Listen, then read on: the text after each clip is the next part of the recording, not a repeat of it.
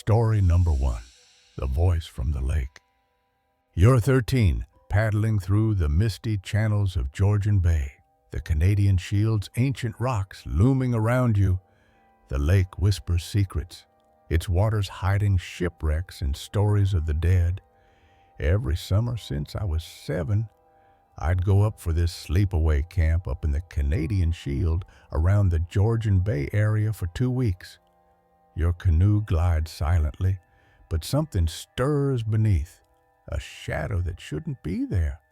There, I would spend a week and a half on the island, then 3 days on an out trip, which was basically just canoeing to 2 different campsites in the bay and actually camping on those sites with tents and stuff instead of sleeping in cabins at night. A voice calls your name, soft and sweet, urging you to swim into the black depths. I should also mention that the lake and islands that the camp were built on were originally waterways the Aboriginal people used when canoeing to get from place to place, and then also a big place for trading when the colonizers came. You want to answer, to follow, but if you do, you may never return. Thus, there is a startling amount of shipwrecks and ghost stories in the area. The lake is alive, and it knows you're here. There's one in particular that I'm bringing up in the actual story because I feel like it's important. You arrive at camp, claiming a top bunk, the island buzzing with familiar routines. So, I went up to this camp like normal. The out trip looms, a journey through the bay's wild heart. I got to the top bunk in the cabin, met my cabin mates and my counselors. You set out in canoes, the water calm but heavy with history. The out trip would be because of scheduling, and thus we set out. The first campsite is a rocky point, bare and exposed. We took 3 canoes with the counselors steering 2 and more confident campers steering the 3rd. You set up tents, the counselors handling stoves, the groups splitting into clusters. I wasn't steering as I suck at it. You swim, the lake's chill a shock, but it's the underwater shadows that unsettle you. We paddled for 4 to 5 hours down the channels, and it was all fairly normal, right until we reached the first campsite. Something's watching from below, and it's not a fish. The first campsite was on a bare rock-covered point, and setting up the tents and splitting off into groups for said tents was fairly easy. You lend your goggles to Arjun, who dives eagerly. The counselors had their own tents and were also setting up the camping stoves because they didn't trust us with them. He surfaces, eyes wild, claiming someone swam beneath him, a figure no one else saw. After that was finished, we went swimming. You laugh it off, blaming the lake's tricks. But his fear lingers. This is where the first weird thing happened. That night, rain pounds the tents, and you wake to find food barrels opened, their contents scattered, some dragged into the water. I bought goggles, and because no one else did, they all wanted to have a go using them to look underwater. Daniela's backpack floats in the lake, clothes missing. Arjun practically begged to use them. No one admits to tampering, and you blame the storm. Uneasy. So I handed them an over and started hunting crayfish near the dock. The lake doesn't want you here, and it's showing you why. But minutes later, Arjun shot up out of the water, his eyes wild. You paddle on, the rain relentless. A faint scraping beneath your canoe, nails or rocks. He scrambled onto the rocks, yelling that someone else had been swimming underneath him. You dismiss it, exhausted, but the sound haunts you. No one saw anything. The second campsite is up a ridge, a muddy portage through dense forest, And Marcus even took the goggles and checked, but there was nothing. Claire points to a crumbling statue across the lake, a Virgin Mary, half submerged, weathered by time. We teased Arjun for freaking out. She tells its story. A mother lost her children to the lake, built the statue, then vanished beneath the waves. He soaked in his tent for the rest of the evening. The tale silences you, the water suddenly menacing. Claire said the lake messes with your head, and that it reflects sound weirdly, and that light even refracts strangely. Hold. It's not just a story, it's a warning, and you're ignoring it. That night it rained hard. You reached the camp shaken, setting up in the fading light. When we got up, our sealed food barrels had been tampered with. Daniela washes dishes by the lake, then screams, her leg caught, yanked by something human. There were bear and raccoon-proof, locked with the metal rings, and still food was missing. You pull her free, her sobs chilling you. It wasn't a root, but fingers. Some had been dragged into the lake. You don't laugh now. The lake's grip too real. Daniela's backpack was in the water, too. You sleep near the water, the air damp, the tent suffocating. She had to swim for it. Midnight wakes you. A voice, soft and lilting, calling your name. Some of her clothes were just gone. It's beautiful, urging you to swim, to join it. Nobody confessed to leaving those lids loose. It's calling you, and you almost answer. We all just blamed the storm and moved on. You reach for the zipper, drawn to the water, but exhaustion saves you. We paddled deeper into the bay. You lie back, the voice fading, but its pull lingers. The rain was endless. You keep really nuts, or too scared to share, fearing it'll return. At one point, we heard this odd scraping beneath our canoe. The camp ends, but the lake doesn't let go. It was faint, like nails dragging across the bottom. You avoid water now, its depths too alive, but I chalked it up to rocks. You told a friend, expecting doubt, but she knew the bay's tales, drownings, voices, things that lure. Or maybe I imagined it. You found a forum, stories of the statue, of campers hearing whispers. I was soaked, sore, and tired. A local historian spoke of ancient spirits, older than the mother, tied to the lake's trade routes. We couldn't reach the second site by water. You're back home, but the lake clings to you. It was up a steep forested ridge, so we had to portage. You dream of black water, of fingers on your ankle. As we carried gear along a muddy path, Claire stopped and pointed across the lake to a crumbling white statue on the opposite shore. You searched online, finding a 1920s report, a family lost, a statue raised, a mother gone. It was a Virgin Mary figure, half submerged, chipped from decades of storms. Others mentioned voices, campers who swam and didn't return. Have you ever heard the story of the Mary statue? She asked. You contacted a former counselor who admitted strange nights, tents opened, kids sleepwalking to the shore. We hadn't.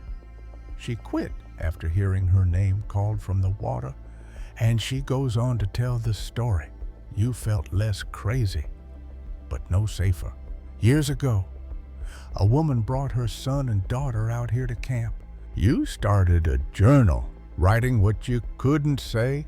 One afternoon, she went to get firewood. The voice, the statue, the lake's hunger, they're real, whether spirit or something older.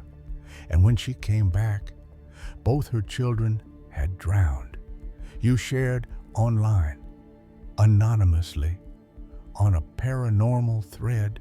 No noise, no warning, just gone. Replies came campers, locals, all touched by the bay's dark. She built the statue for them, and a few days later, she walked into the lake and never came out. One claimed to see the statue move, its eyes following them.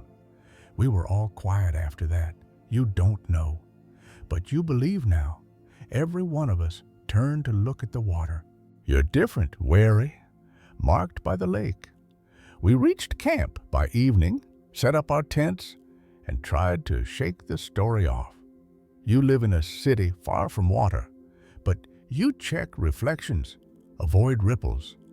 But as Daniela washed the dishes near the lake, she suddenly screamed. You dream of her voice, honey and smoke, calling you still. We turned and saw her flailing in the shallow water, one leg stuck under the surface.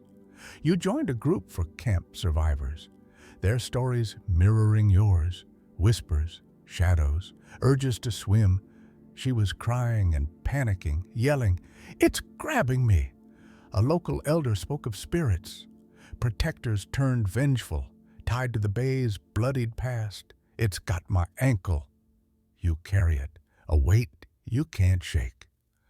Brooklyn and Ka rushed in and pulled her out. You wrote a blog, warning others of the bay. She kept sobbing, saying it was human, that something with fingers had closed around her leg. Campers replied, some grateful, some disbelieving. We didn't laugh this time. You don't camp, don't swim, don't trust still waters. Not after what Arjun saw, not after the food barrels, and not after the statue. You've seen the statue in photos, its face weathered but watching. That night, I slept in the tent closest to the water with Arjun and Daniela. You hope it's at peace, but you know, some things never leave the lake. I remember how damp and heavy the air felt. You're older now, but the voice lingers. The tent walls were sticky with condensation, and the smell of wet nylon made it hard to breathe. You work indoors, live high above ground, away from lakes. I've always had trouble staying asleep. You dream less. But when you do, it's her, calling, waiting. And sometime after midnight, I woke up to you speak at youth groups, urging caution near water, your story a warning. And that's when I heard it. You've shared it online, your blog a beacon for others. A voice coming from the lake. You don't know if it was the mother or something older, but you know it was real. It was impossible. You check your windows, your locks, your heart, because some voices don't fade. Soft but clear, like music. They call, and you resist. But part of you still wonders what was waiting in the water, like someone I loved, even though I didn't recognize it. Story number 2, the pale figure on the dirt road. The dirt road behind our Georgia neighborhood was a black ribbon, swallowed by woods that whispered secrets. We were just kids, reckless and curious, drawn to its shadows by a story too wild to ignore. A figure, tall and pale, moved through the trees, its presence a warning we didn't heed. Jack's tale of gunfire deep in the forest lit a spark in us, and we chased it into the dark. This is the story of what we found on that road, and the sign that told us we'd seen too much. The night was thick, the air heavy with the scent of pine and fear. Our golf cart's headlights barely pierced the gloom, casting jagged shadows across the rutted path. Every snap of a twig, every rustle in the underbrush set our nerves alight. We laughed to mask our unease, but the road felt alive, watching us with unseen eyes. Then we saw it, a shape, not animal, not human, gliding through the trees, and our world turned to ice. I live in a small neighborhood in Georgia, kind of a quiet, tucked away spot. Out back was this long, narrow, dirt road, unpaved, ominous. There's only one house near the start of it, an old crooked place with a rusted mailbox. After that, the road stretches deep into the woods. Jack's story fueled our folly. He said he was walking down that same dirt road near dusk when out of nowhere he heard gunfire. The gunfire wasn't hunting. It was warlike, relentless. It was rapid fire, like bam, bam, bam, over and over. Jack swore it came from deep in the woods. It echoed all the way down from the road far deep in where one house was. We were teenagers, too bold for our own good. Me and Jack and two other friends decided we had to check it out. We set out in a golf cart, the night swallowing us. We piled into my buddy's golf cart and headed down that dirt road. The road was a tunnel of trees, their branches clawing at us. It was pitch black, and the only light we had was from the golf cart's weak little headlights. Every sound amplified our dread. We'd hear twigs snap or leaves rustle in the dark. We didn't get far, maybe a few hundred yards, when we heard something big.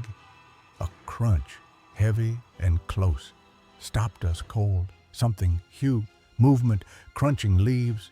It stood between the trees, pale and towering. It was really tall, really pale, white or grayish. Its movements were slow, deliberate, moving slowly between the trees on the side of the road like it wasn't in any rush. We froze, breath caught, hearts hammering. We froze. I could feel my heart beating in my throat. We reversed, fleeing in panic. We slammed the golf cart into reverse, spun around as fast as we could. A cry pierced the night. Not animal, not human. We heard this creepy, screechy yelp near the front of the house. It came from the chicken coop, but it wasn't a chicken. It sounded like something trying to make the sound they think a chicken should make. Silence gripped us on the ride back. We didn't speak the whole ride back, just sat in silence. The woods had shown us something forbidden. None of us could explain what we saw. Daylight didn't erase the fear. A few days later, we went back, this time in daylight. Near the house, we found a gate. Hidden before, there's a gate beside it, one we hadn't paid much attention to. A rusted sign read, "Government restricted area, no trespassing." We'd stumbled into something we weren't meant to see. Whatever was out there that night, whatever Jack heard, and whatever we saw, we weren't supposed to know about. Story number 3, The Whispers in the Wood. The night was too quiet. The kind of silence that makes you hold your breath.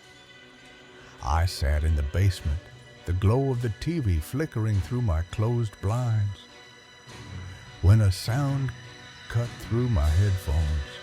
Sharp, quick, like footsteps dancing on gravel. My heart skipped, my eyes darting to the glass door where a shadow lingered, too vague to name. I tore off the headphones, my pulse loud in my ears. The house was alone in a sea of woods. No neighbors, no lights, just trees and darkness. The sound came again, faster, deliberate, like someone running, circling. I stood, my hand on the rifle by the door, knowing no one should be out there, not here, not now. The air felt wrong, heavy, like it was holding a secret. I peered through the shade, my breath fogging the glass, but the driveway was empty, the wood still. Then 3 sharp taps on the window behind me, precise, intentional.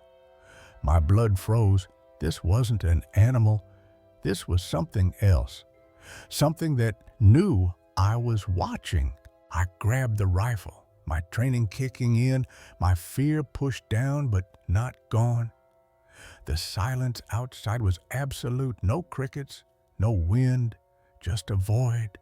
I stepped out, the floodlight casting long shadows, and scanned the trees. Nothing. But the feeling of being watched was a weight on my chest, a presence I couldn't shake. This wasn't my home anymore. Not tonight.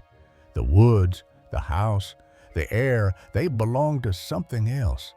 Something that moved in the dark, that whispered from the trees.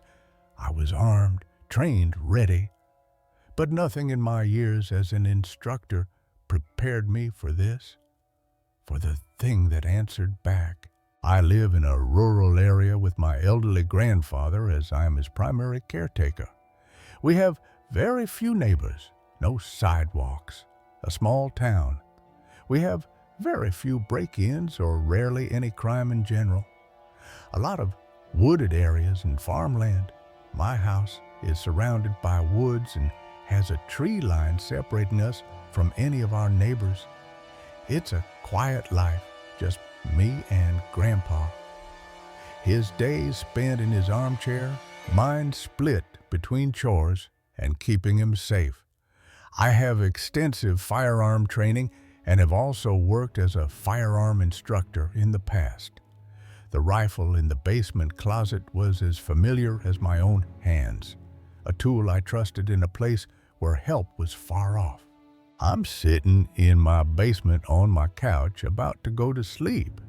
This was a pretty regular occurrence. My couch sits in front of a big window. The blinds always closed and the glass door that leads outside covered with a semi-transparent shade. You can see through it, but just barely. Enough to make out silhouettes. I was halfway through a movie, the sound loud in my headphones, when a noise broke through.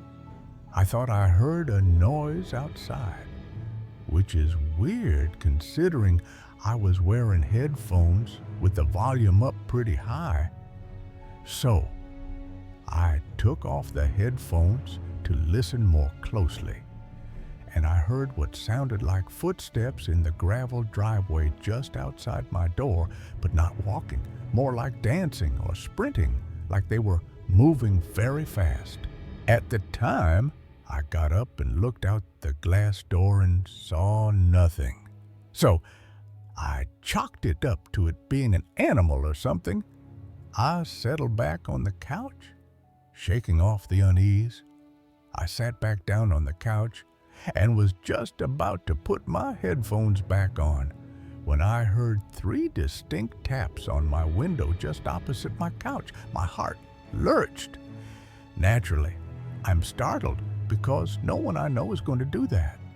They would call me or just knock on my door, especially this late at night.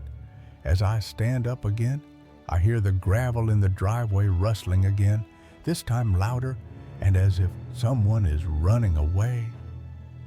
The direction I heard them running is directly into a briar patch and densely wooded area.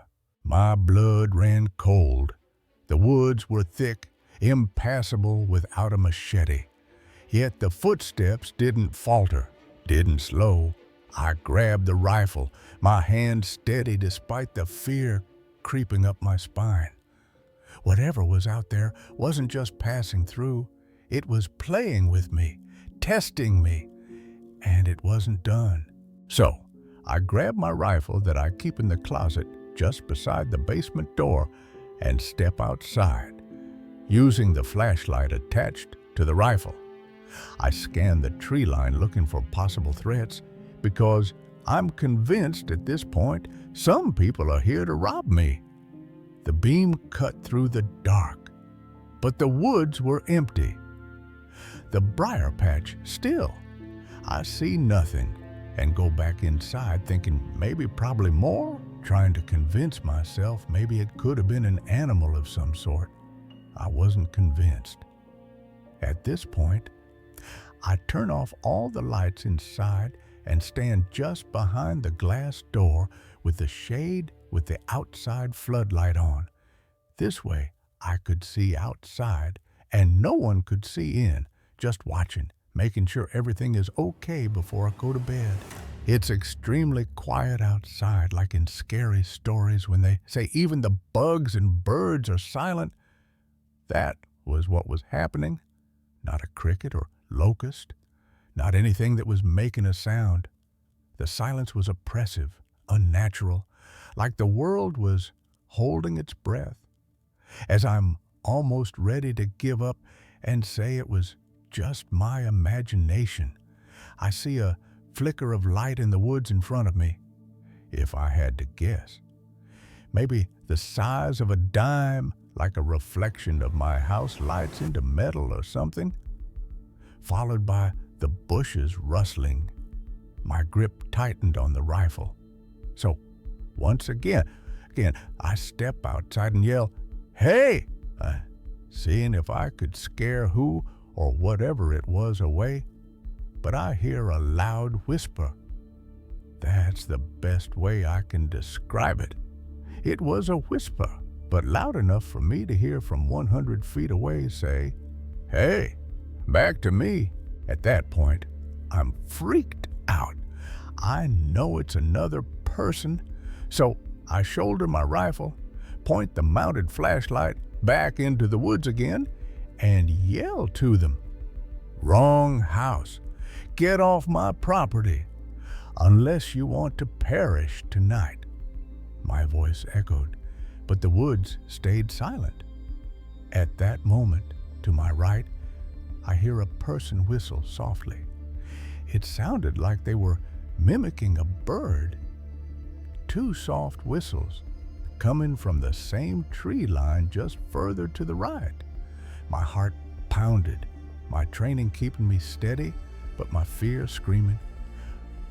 At that point, I turn and aim my rifle about 20 feet short and to the left of the tree line, not in the exact direction of the noise in case it was just some dumb kids pulling a prank or something, and fire 5 shots into the ground to scare whoever it was away. The gunshots echoed, splitting the night, but nothing answered. No footsteps, no screams, just silence. The neighbor's dog barked, frantic, but the woods stayed still, mocking me. I scanned the trees, my flashlight shaking, searching for a sign, any sign of what was out there. But it was gone, or it was never there. I kept the flashlight pointed at the tree line, scanning for any movement. My neighbor's dog started barking, I assume at the gunshots, but I never saw any movement, anyone scattering. I never heard footsteps running away, nothing at all. So I walked down to the right side where the whistle came from and continued to look through the woods looking for any sign of people. But I still never saw anyone.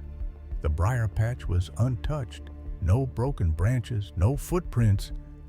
I turned back, my mind racing. As I'm walking back up to my house, wondering what the hell just happened, my grandfather of 84 meets me at the door, asking me what occurred. He is still of sound mind, not so much physically, but I explained to him, loaded his revolver, and set it by his bedside in case someone tried to break in during the night. We sleep on opposite ends of the house and on separate floors, so I thought it was the safest option. I helped him back to bed, his eyes sharp but worried. After I get him back to bed, I go to the upstairs kitchen and grab a bottle of water from the fridge. As I close the refrigerator door, I hear footsteps on the roof of our 2-story house. My heart stopped. The low point of our roof would require a ladder to access. An Olympic high jumper wouldn't be able to make that leap. My whole body is covered in chills. The hair on the back of my neck is standing up. Utter fear is the best way to explain it.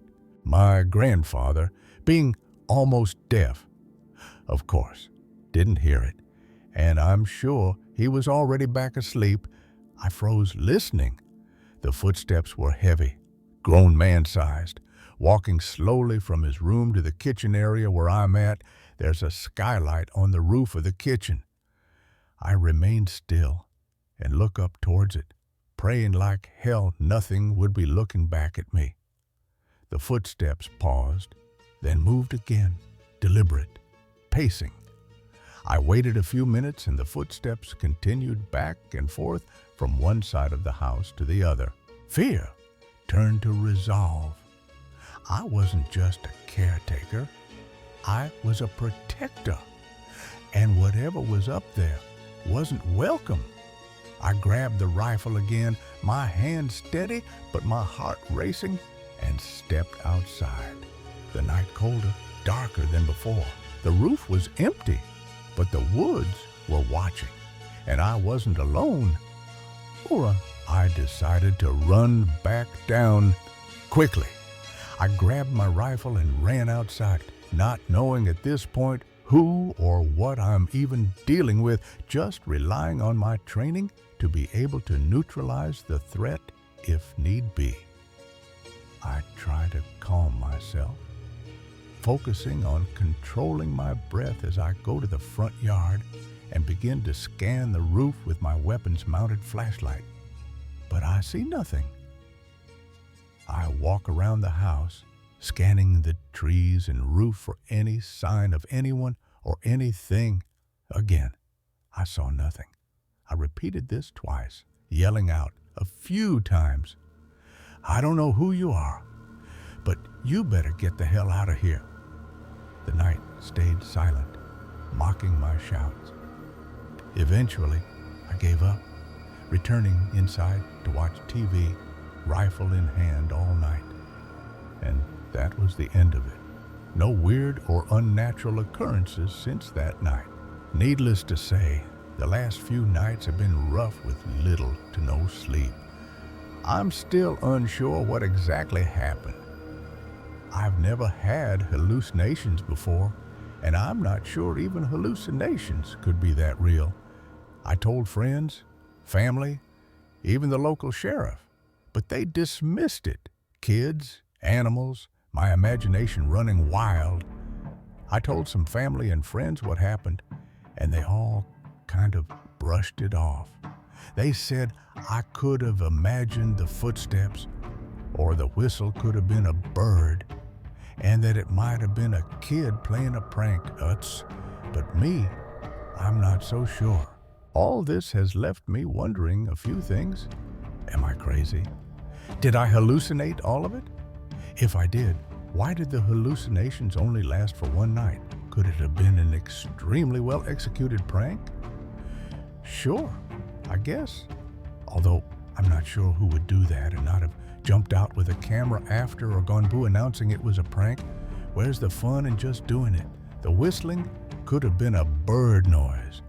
Maybe I'm not a bird expert, but the loud whispering, the hay, the distinct loud footsteps on the roof after.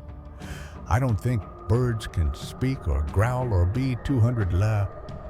The whisper, the whistle, the footsteps, they weren't human, weren't animal, weren't anything I could explain. Anyway, that's my story. It's the first possible cryptid encounter I've ever had. I have experienced some weird, unexplainable things in the past, but I'm a skeptic at best as far as paranormal stuff. But that encounter definitely freaked me out and has had me questioning things. The nights that followed were sleepless, my rifle a constant companion, propped against the couch like a silent guard. I kept the floodlights on, the blinds drawn, my eyes scanning the woods for any flicker, any shadow that didn't belong. Grandpa noticed my tension, his questions sharp despite his frail frame, but I downplayed it, not wanting to worry him. He'd lived in these woods his whole life. Never spoke of ghosts or creatures, but his silence felt heavier now, like he knew something he wouldn't say. I checked the property during the day, searching for signs, footprints, broken branches, anything to prove I wasn't losing it. The gravel was undisturbed, the briar patch intact, the roof clean of any marks a ladder might leave. But the absence of evidence didn't calm me. It made it worse, like the night had swallowed the truth. I installed motion sensors, their red lights blinking in the dark, but they never triggered, not once. The woods stayed quiet, too quiet, as if they were waiting for me to let my guard down. I dug into local stories, old tales from the farmers and hunters who'd lived here longer than me. There were whispers, lights in the woods, voices without a source, shadows that moved against the wind. Most were dismissed as folklore, but a few were too close to my night. A hunter hearing his name called from the trees, a farmer seeing a figure on his roof that vanished by dawn. None had answers, just questions like mine. I stopped watching TV with headphones, stopped sitting by the window. I moved my sleeping spot to the living room, closer to Grandpa, closer to the door. The rifle stayed loaded, my hand never far from it.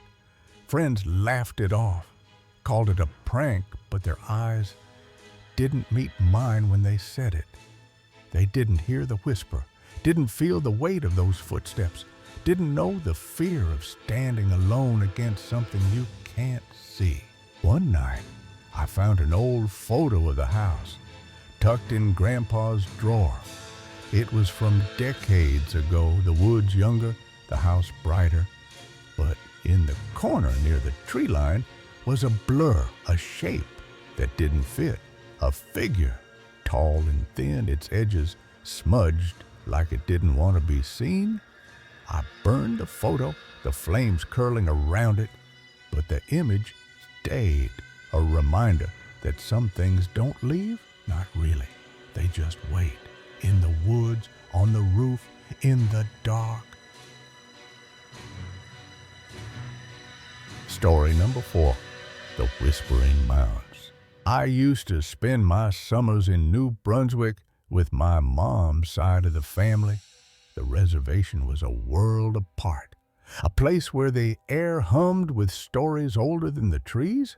I was the outsider, pale and city-raised, always chasing belonging among my cousins. They're megamuck, and they live on a reservation not far from the coast. I was the white cousin, pale, city-raised, never quite fitting in, but always trying. My skin marked me. But the forest didn't care. It welcomed me with open arms and hidden teeth. Every August, my parents would drop me off, and I'd stay for a few weeks running around barefoot with my cousins, catching frogs, playing hide and seek in the woods, and learning just enough of the language to get teased for saying things wrong. It was freedom, a world where rules felt different, until I crossed a line I didn't understand. The forest held secrets. There was one place none of us was supposed to go, deep in the forest behind my aunt's house, where the tree trunks grew so close you could barely walk through it without brushing against bark. The trees stood like sentinels, guarding something ancient, something alive. That's what the elders called the burial grounds. They spoke of it in hushed tones, their faces carved with respect, not fear. It wasn't a place of death, but of power. A clearing where the earth whispered truths no child should hear. You could only reach it by following a narrow deer trail that eventually opened into a low, mossy clearing where the earth rose in strange little mounds. The mounds were unnatural, too perfect, like the forest had shaped them with intent. They told me those mounds were the homes of the little people, spirit guardians. They weren't ghosts, but something older, watching, waiting. The elders' warnings were law. They weren't evil, exactly, but they were mischievous, ancient, and territorial, and didn't like being disturbed. Their name was a melody I couldn't hold, a word that slipped through my fingers like water. I wish I could remember the word my family used for it. It was long and musical, but I've since forgotten. But I remember their eyes, serious, unyielding, as if speaking the name might summon them. I only remember how serious the adults were when they spoke of them. No joke or laughter, just full-out respect. The forest was theirs, and we were guests, tolerated only if we obeyed. Of course, my cousins thought it would be hilarious to dare the white kid to go into the burial ground alone. I was their entertainment, the city girl who didn't know better. I should have refused. I should have said no. I knew I shouldn't go, but something deep in my chest screamed at me not to. But belonging was a hunger, and I was starving. I was young, maybe 9 or 10, and desperate to feel accepted. The dare was a test, and I couldn't fail. So I agreed and followed them into the woods. The forest swallowed us, its branches clawing at the sky, its shadows whispering warnings. They waited until we were around halfway to the clearing before they hung back and told me I had to finish the rest alone. Their laughter faded, leaving me with the trees and the weight of my own foolishness. I still remember how the air changed as I stepped off the trail and into the burial ground. It was a threshold, a line between worlds, and I crossed it. The clearing was a trap. It was August, hot and humid, not a single breeze. The air was heavy, pressing against my skin like a warning. But inside that clearing, it felt colder and denser. The cold wasn't natural, a chill that sank into my bones. The cicadas stopped humming. I don't even think I felt a single mosquito. The silence was absolute, a void that swallowed sound. I remember thinking of that scene in Snow White when she's running through the forest and the trees seem alive, reaching for her. That's exactly how it felt. The trees weren't just trees, they were watching, their branches curling like fingers. I was only in there for a few minutes. At least that's what it seemed like. But time was a liar in that place. The mounds were alive. I walked between the mounds, careful not to step on any, and whispered a small apology, even though I didn't know who or what I was speaking to. My voice trembled, a plea to something I couldn't name. And then something shifted. The air thickened, the world tilting. The light was suddenly wrong. It had been afternoon when I went in, bright golden sunlight, and now the sky above the trees was bruised and dim, like twilight. The forest had stolen the day, rewriting time itself. I realized with a jolt of panic that I had no idea where I was. The path was gone, the trees a maze closing in. The path I came in on was gone. Panic clawed at me, my breath shallow. I turned in slow circles, calling for my cousins, but my voice felt muffled, like I was shouting underwater. The clearing was a prison, its silence a chain. I wasn't crying, but I wanted to. Tears burned, but fear kept them locked away. I felt watched and followed, not by an animal, but something else. It was everywhere, in the air, in the mounds, in the shadows. I escaped, but not alone. Eventually, I stumbled my way out. I don't remember how. The forest let me go, spitting me out like a bitter taste. I just remember bursting into my aunt's backyard, shaking, and seeing my cousin sitting on the porch looking bold and stunned. Their eyes were wide, as if they'd seen what I had felt. I hadn't been gone for 5 minutes. I had been gone for over an hour. Time had betrayed me. Stolen by the mounds. We never told the adults. Fear sealed our lips. A pact born of guilt. I didn't want to be a snitch, and the cousins were too scared to explain what they'd done. But the forest wasn't done with us. We were sitting around the kitchen table eating dinner. The meal was warm, the chatter light, a false comfort. The windows were all open, and like I said, it was hot and sticky. The night pressed against the glass, waiting. The spirit spoke, and then suddenly, the window right next to me just slammed open. The force was unnatural, a gust from nowhere. The dream catcher hanging above it began to spin violently, whipping around in circles like caught in a hurricane. It danced, a frantic warning in the still air. Every other window was still. It was just that one. The room froze. Forks hovering as locked on the dream catcher. The room was dead quiet. Everyone stared at the dream catcher. No one said a word. It wasn't the wind. It was them, the little people, claiming their due. The forest had followed me home, its anger a weight I couldn't shake. The night passed, but the unease lingered. A guest at the table. The city couldn't save me.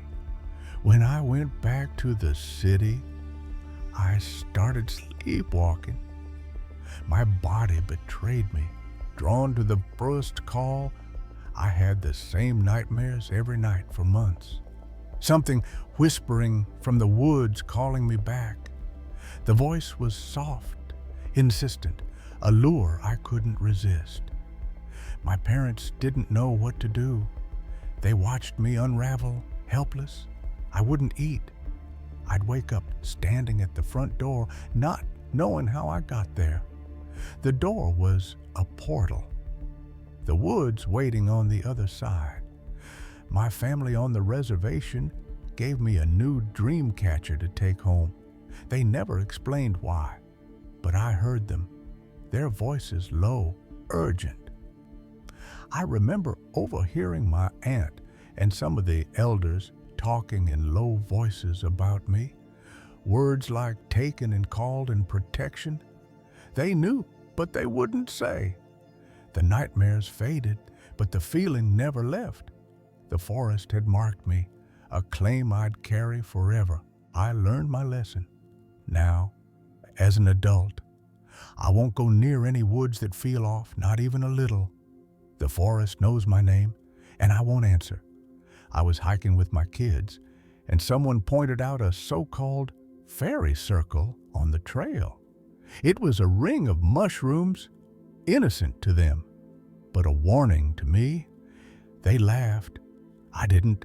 My blood ran cold, the memory of the mounds flooding back. I turned around and took my kids back to the car because I know better now.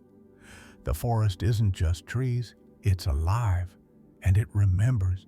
I know that when something in the forest calls you by name, you don't answer. The little people are still there, in the mounds, waiting for the next fool to trespass. Don't go into those woods. Don't listen to the whispers. Story number 5. The Scream in the Alps. The forest was my sanctuary until it screamed. My name's Lena, a remote worker living at the edge of southern Germany's Alps. I'm from Europe, southern Germany to be exact. The woods near my home were my escape, a place to breathe. I live near one of these forests, and working remotely has given me the luxury of taking lunch breaks outdoors. But that day, the forest turned on me. It felt like a daily reset for my brain. Something ancient was watching, and it knew my name. The trees held secrets older than the village. It's the kind of place where the line between wilderness and village blurs. Every day, I'd slip into the woods, leaving the world behind, shut my laptop, grab a sandwich, and wander into the woods for an hour. The pines whispered peace, but peace is a lie, like I was slipping into another world for a little while. That world had teeth, and I was about to feel them. Something else could. The storm had changed everything. We had had a brutal storm, one of the worst in years. It tore through the forest like a vengeful god, leaving chaos in its wake. It ripped through our region like a fury. Fallen giants lay scattered, their roots exposed like wounds. Old decaying trunks that had stood for decades just gave up and toppled. The forest was reborn, but not kindly. Their collapse created a strange new clearing. The wreckage was a strange invitation. Some of these fallen trees were enormous. Kids played on them. Adults lingered. But I felt drawn to one in particular. There was one I particularly liked, a moss-covered pint that had cracked halfway up. It was my perch, my throne in the wild. Perfect to sit on and watch the sun set. I settled there, the forest embracing me. The sun had dipped just enough to bathe the forest in warm amber light. Then the scream came. It wasn't natural. It was wrong. I heard it, a high-pitched shriek, short, sharp, and utterly wrong. The sound cut through my soul, a blade of ice. It sliced through the stillness like a knife. It wasn't a bird, not a fox, not anything I knew. It wasn't human, but it wasn't entirely animal either. My body locked, every instinct screaming to flee. It sounded mangled, like something trying to mimic a human scream. I couldn't move, but I had to. I froze, my entire body tense. The forest was no longer mine. Something inside of me had suddenly screamed to get up and leave now. My heart thundered, urging me to run. I leapt down from the tree, heart racing. I walked fast, deliberate, afraid to make a sound. Only because I was afraid of making too much noise did I not run. The air was heavy, alive with intent. I didn't look back. The dread was a living thing. I couldn't. If I turned, I'd see it. Something not meant for human eyes. I felt like if I did, I'd see something I wasn't supposed to see. My steps quickened, the forest closing in. The dread was instant and overwhelming. The scream wasn't pain, it was a lure. It was a sound meant to. Something had seen me first, and it wanted me to know. Back home, I sought answers. I did what anyone else would do. I turned to the internet, desperate for reason. I Googled it. Every search led to foxes, their cries eerie but wild. The closest match I found was a fox. I played the recordings, looping them until my ears ached. Apparently, foxes can scream like a distorted woman crying "Katoish," but it wasn't right. The fox screams are eerie. This was just different, calculated, cold. What I heard that day was cold, deliberate. The forest had changed. I avoided the woods for over a week. When I returned, the scars remained. All the fallen trees had been cleared. The Forestry Service had swept away the chaos, but not the memory. The forest still bore the wounds. I walked those paths again, but never climbed. I am another tree. I walked that forest many times since. The beauty was tainted, the silence a threat. I haven't climbed on another fallen tree since. The scream lingered, a ghost in my mind. I'm grateful to have not have heard that scream again, but I felt it. Watching from the shadows, I searched, finding tales of alpine legends, creatures that mimic, that hunt. The villagers spoke of things older than the trees, things that scream to draw you close. I lock my doors now, avoid the woods at dusk. Some sounds aren't meant to be heard, and I heard one that wasn't meant for me. Story number 6, The Creature of the Volcano. The volcano loomed over the Mexican countryside, a silent giant wrapped in ancient whispers. It was my mother's birthday, and she wanted to celebrate in a big way. The night was alive with festivity, the air thick with the promise of something extraordinary. Our extended family owns a rural property near a famous volcano outside of Mexico City. Popocatépetl, or Oppo as we called it, was more than a mountain. It was a legend.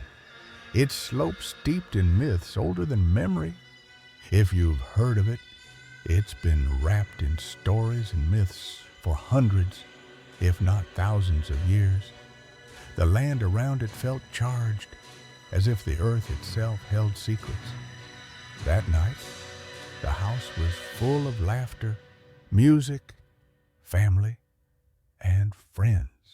The celebration was a tapestry of joy, woven with warmth. Everyone was drinking, eating, and enjoying the warm mountain air.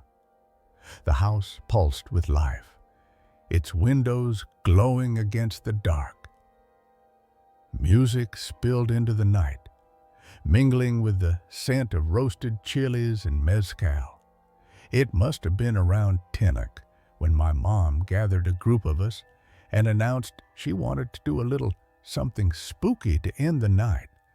Her eyes sparkled with mischief, a familiar glint that promised adventure. Let's go into the woods and tell scary stories. The idea was classic Mom, her love for the eerie of family tradition. Now, this wasn't a surprise. She's always loved ghost stories and legends. The forest beckoned, its shadows a challenge. I was raised on them, so I immediately said yes and followed the group as we left the house behind and walked into the dark. The night was cool, the stars hidden by a moonless sky. It was a cool night with no moon, and the forest was thick with shadow. The trees closed in, their branches a labyrinth of whispers. We used our phones for lights, but mostly walked by memory, as this was familiar territory. The path was etched into our bones, a trail we'd walked countless times. After about 15 minutes of walking and weaving through the woods, we stopped at this strange little clearing on a slope, kind of like a natural terrace in the land. The clearing was a stage, set for the unknown. There were 2 dirt paths, one above where we stood and another one maybe 2 or 3 feet below. The slope was uneven, a natural amphitheater carved by time. There was only one light, a lonely street lamp at the bottom of the path, casting a dull orange glow. Its light was feeble, a lone sentinel in the dark. We all gathered near the edge of the trail, and I stood up, facing the group, ready to share my story. I took my place, the group's eyes on me, their backs to the forest.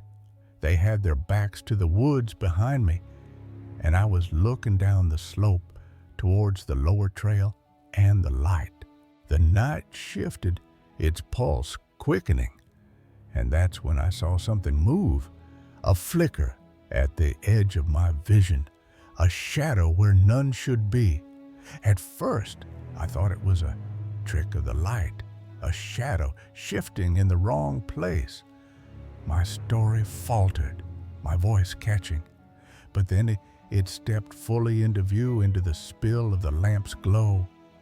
The figure was undeniable, a nightmare given form. I froze and my mouth went dry. My throat tightened, words dying unspoke, and I said, "There's something down there." The group turned, and the world held its breath. Everyone turned, and we all saw it. The sight bound us, a shared terror. It was maybe a meter tall, small, but unmistakably there. Its size was deceptive, its presence immense. It walked upright on two legs like a human would, but its body was horribly out of proportion. Its form was a mockery of nature, defying logic. Most of its mass, easily 80%, was in its legs. They were grotesque, dominating its frame. They were shaped like a goat's hind legs, sinewy and angled, ending in sharp little hooves that clicked faintly against the dirt. The creature was a paradox, both animal and otherworldly. Its torso was bizarrely short, almost like an afterthought. It seemed an afterthought, a stunted bridge between legs and head. Its arms, if you could call them that, were tiny, useless-looking things that stuck to its sides like T-Rex arms. They dangled, vestigial and wrong, and its head was goat-shaped, but wrong. The head was a horror, a blend of beast and man. The snout was too small. The features had a human quality. Its face held an eerie intelligence, unsettlingly familiar. Intelligent eyes, a strange awareness in the way it scanned us. Its gaze was a weight, probing, and two short twisting horns curling back from its skull. The horns were a crown, marking its otherness, and its mouth was slightly open as it breathed, almost panting. Its breath was visible, a faint mist in the cool air. It looked at us. Then it turned slowly and began to walk away down the path. Its movements were deliberate, unhurried, but every few steps it would pause and glance back over its shoulder, if it had one, like it was curious, like it was studying us. Each glance was a question, a silent challenge. That's when the dog appeared.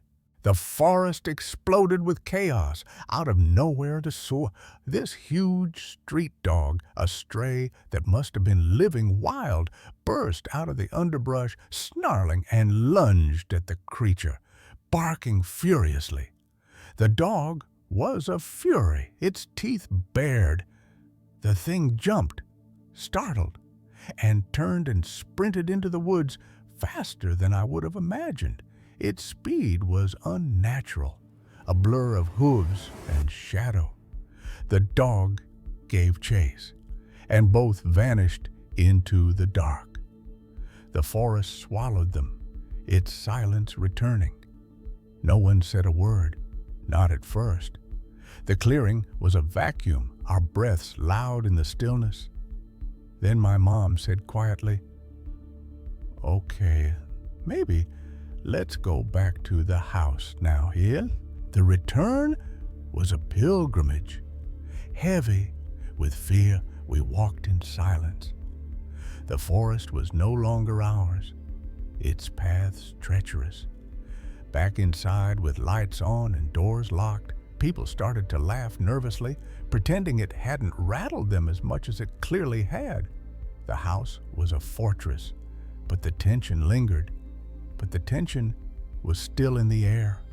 Laughter was a mask, thin and fragile. And then someone, maybe my uncle, said, "Let's draw it. Everyone who saw it, draw what you saw." The idea was a ritual, a way to confront the unknown. And we did all separately, not looking at each other's work, until everything was done. The drawings were a revelation, a shared truth. No one had spoken about what they saw. Silence had guarded our visions, yet they aligned. And as I said, no one looked at anyone else's paper. The act was solitary, each of us alone with the memory, and every single drawing was the same. The sketches were mirrors, reflecting the same horror, the same warped proportions, the same long goat legs, the same tiny arms and stubby torso, the same human goat face with short horns. The details varied, but the essence was identical. Some are more detailed than others, but there was no question. The creature was real, undeniable. We had all seen the same thing. The drawings bound us, a pact forged in fear. No one could explain it. The house was a cocoon, but the mystery pressed in to this day. We don't know what we saw.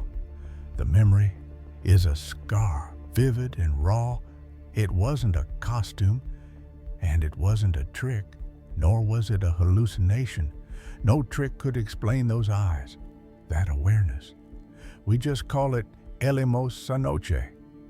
The one we saw that night, the name was a shield, a way to contain the unknown.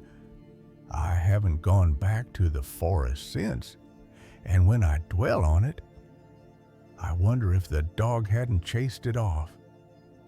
What would it have done? The volcano's shadow grew longer in my mind. I searched X for tales of Popocatépetl, finding stories of creatures tied to its myths, beings of earth and spirit, guardians or omens. Some spoke of goat-like figures, others of children lost to the mountain's wrath. The drawings stayed with us, locked in a family chest, a testament to that night. I avoided the forest, but the creature lingered, its gaze a constant in my dreams. Years later, I returned to the property, wary but drawn to face the past. The creature of the volcano had marked us, but with my family's strength, we carried on, bound by the night we saw the impossible.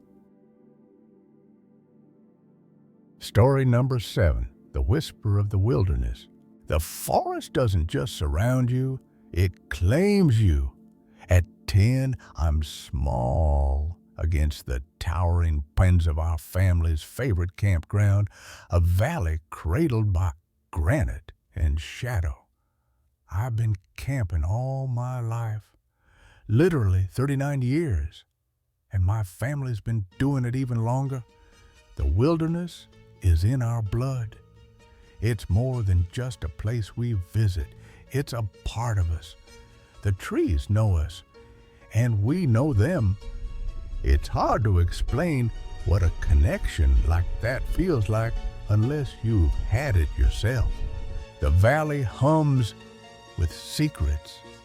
Every tree, every bend in the trail, even the way the light filters through the canopy.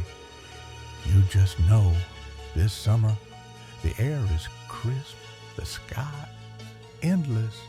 We were at our favorite spot, nestled in a valley with trails weaving up through the thick pines and granite outcrops. But something's different. I loved it there. The forest feels alive, watchful. But on the very first night, I had a dream. The dream isn't a dream. I was walking down a trail, one I knew well. The path is familiar, but tonight it leads somewhere new. I stopped at a small bend just past a certain old tree that always leaned slightly downhill and off to the path, hidden just enough to miss if you weren't looking for it. A cave gapes before me, its mouth jagged, moss clinging to the rocks, and there was a cave. It calls to me, silent but urgent. It wasn't a nightmare. Nothing terrible happened. It won't let go. The next night, I had the same dream, same trail, same bend, same cave. Every night, the cave waits, its entrance sharper in my mind. It kept happening. Every single night of that trip, I see the slope, the piled rocks, the moss-covered boulder. I described it in detail, the slope of the hills, the rocks piled at the entrance, even the moss-covered boulder beside it. It's too real. I finally brought it up to my family around the campfire and asked them if they knew anything about a cave like that. They don't know. They all shook their heads. My uncles, cousins, parents, all blank. None of them had ever heard of a cave in that area. The fire crackles, but their silence is louder. I let it go, but it kept nagging at me. The forest is speaking, and I'm the only one listening. So, towards the end of a trip, I worked up the nerve and went to one of the park rangers and told them the dream, the trail, the spot. He freezes, his eyes narrowing.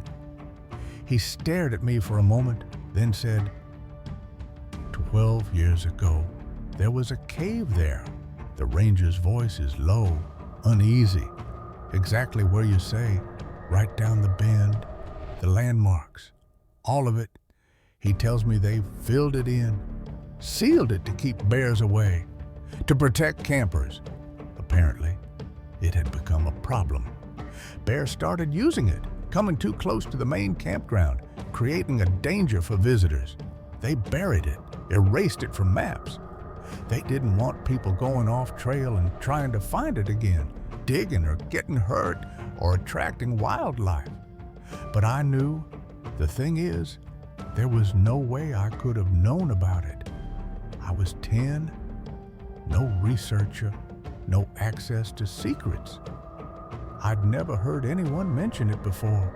I didn't find it by chance.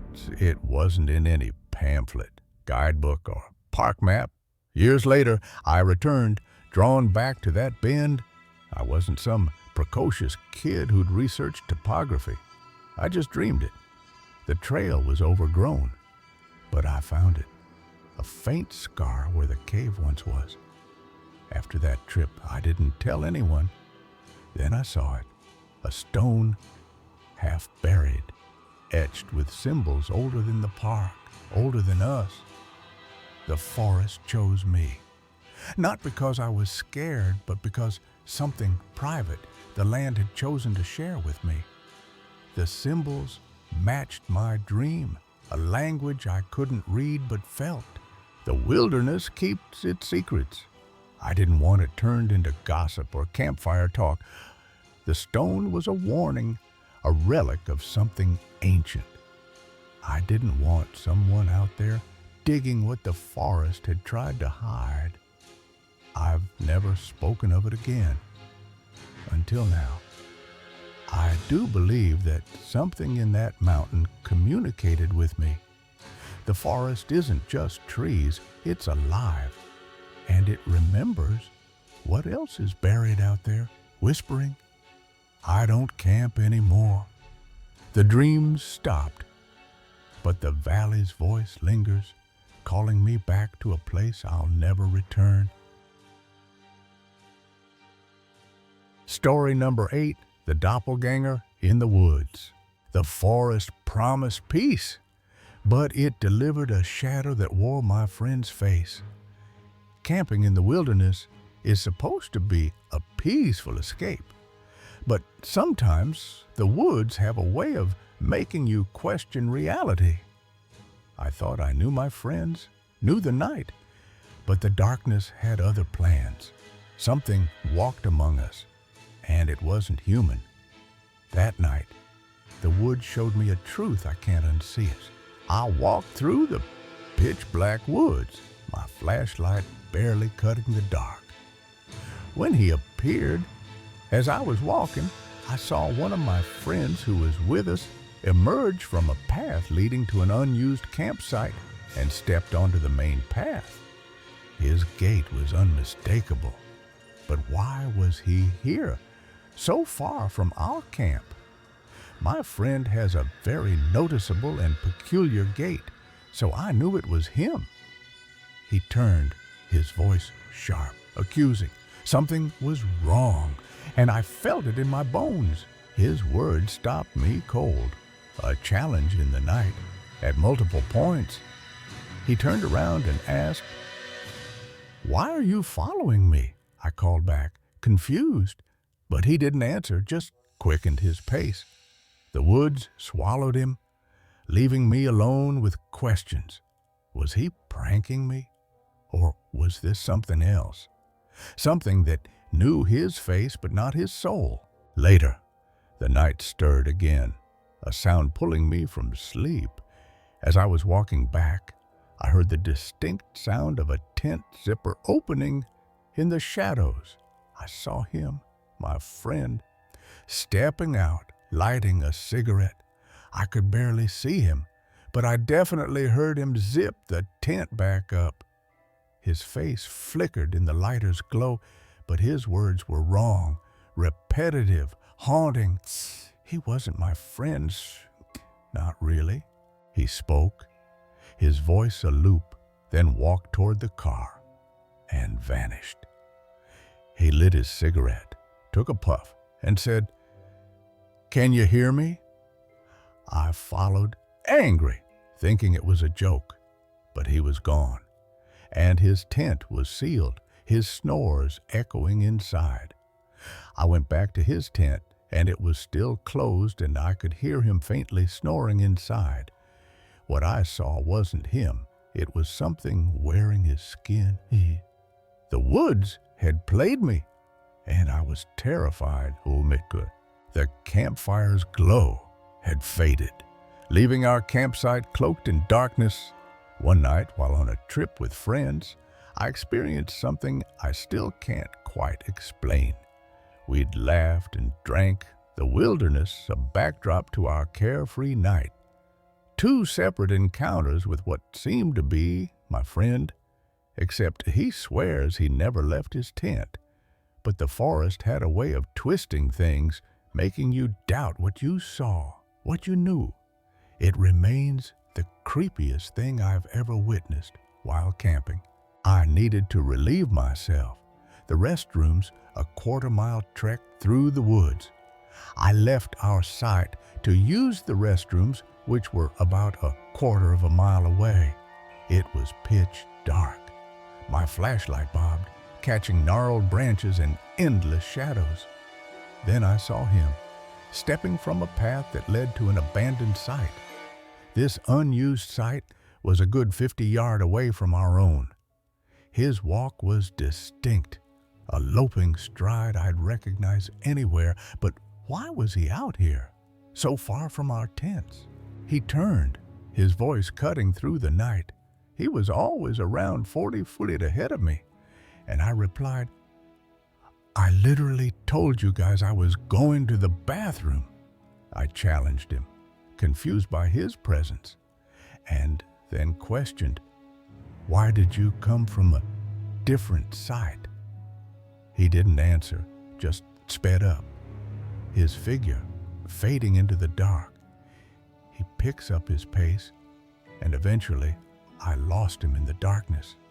I reached the restrooms, my mind racing, but he was gone. I got to the restrooms without seeing him again, did my business, and returned to our site where, of course, he was back at camp. I confronted him, expecting laughter, a confession of a prank.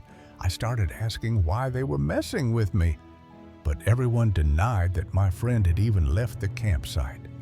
He swore he'd never left, his eyes honest, his friends backing him up. I brushed it off, chalking it up to a joke, but the unease lingered. The woods felt different now, their silence not peaceful, but predatory. I went to bed, but the night wasn't done with me. The first encounter was strange, but the second was something else entirely. I woke needing to pee, opting for the woods over the long walk. As I returned, a sound stopped me. The sharp zip of a tent opening. In the faint moonlight, I saw him again, stepping out, his silhouette unmistakable. He moved with purpose, striking his lighter, the flame revealing his face. I saw his face in the flint strikes of the lighter, even clearer when it finally caught. But something was off. His eyes were vacant, his expression wrong. He spoke, his voice flat, repeating a phrase that chilled me. "Yeah, I can hear you. What's up?" "Can you hear me?" "Yeah. Why are you trying to wake everyone?" I answered, growing irritated, thinking he was playing me again. He shook his head, dismissive, and walked toward the car. He kind of shook his head at me, then turned and walked towards the car around 30 feet away. I followed, ready to call out his prank, but he vanished behind the car. Thinking I was being messed with again, I followed him. I lost sight of him behind the car, turned the corner, and he was gone. I stormed back to his tent, expecting to catch him in the act. No, I was pissed. He thought he was so funny. But the tent was closed, the zipper untouched, and inside I heard his soft snores. My blood ran cold.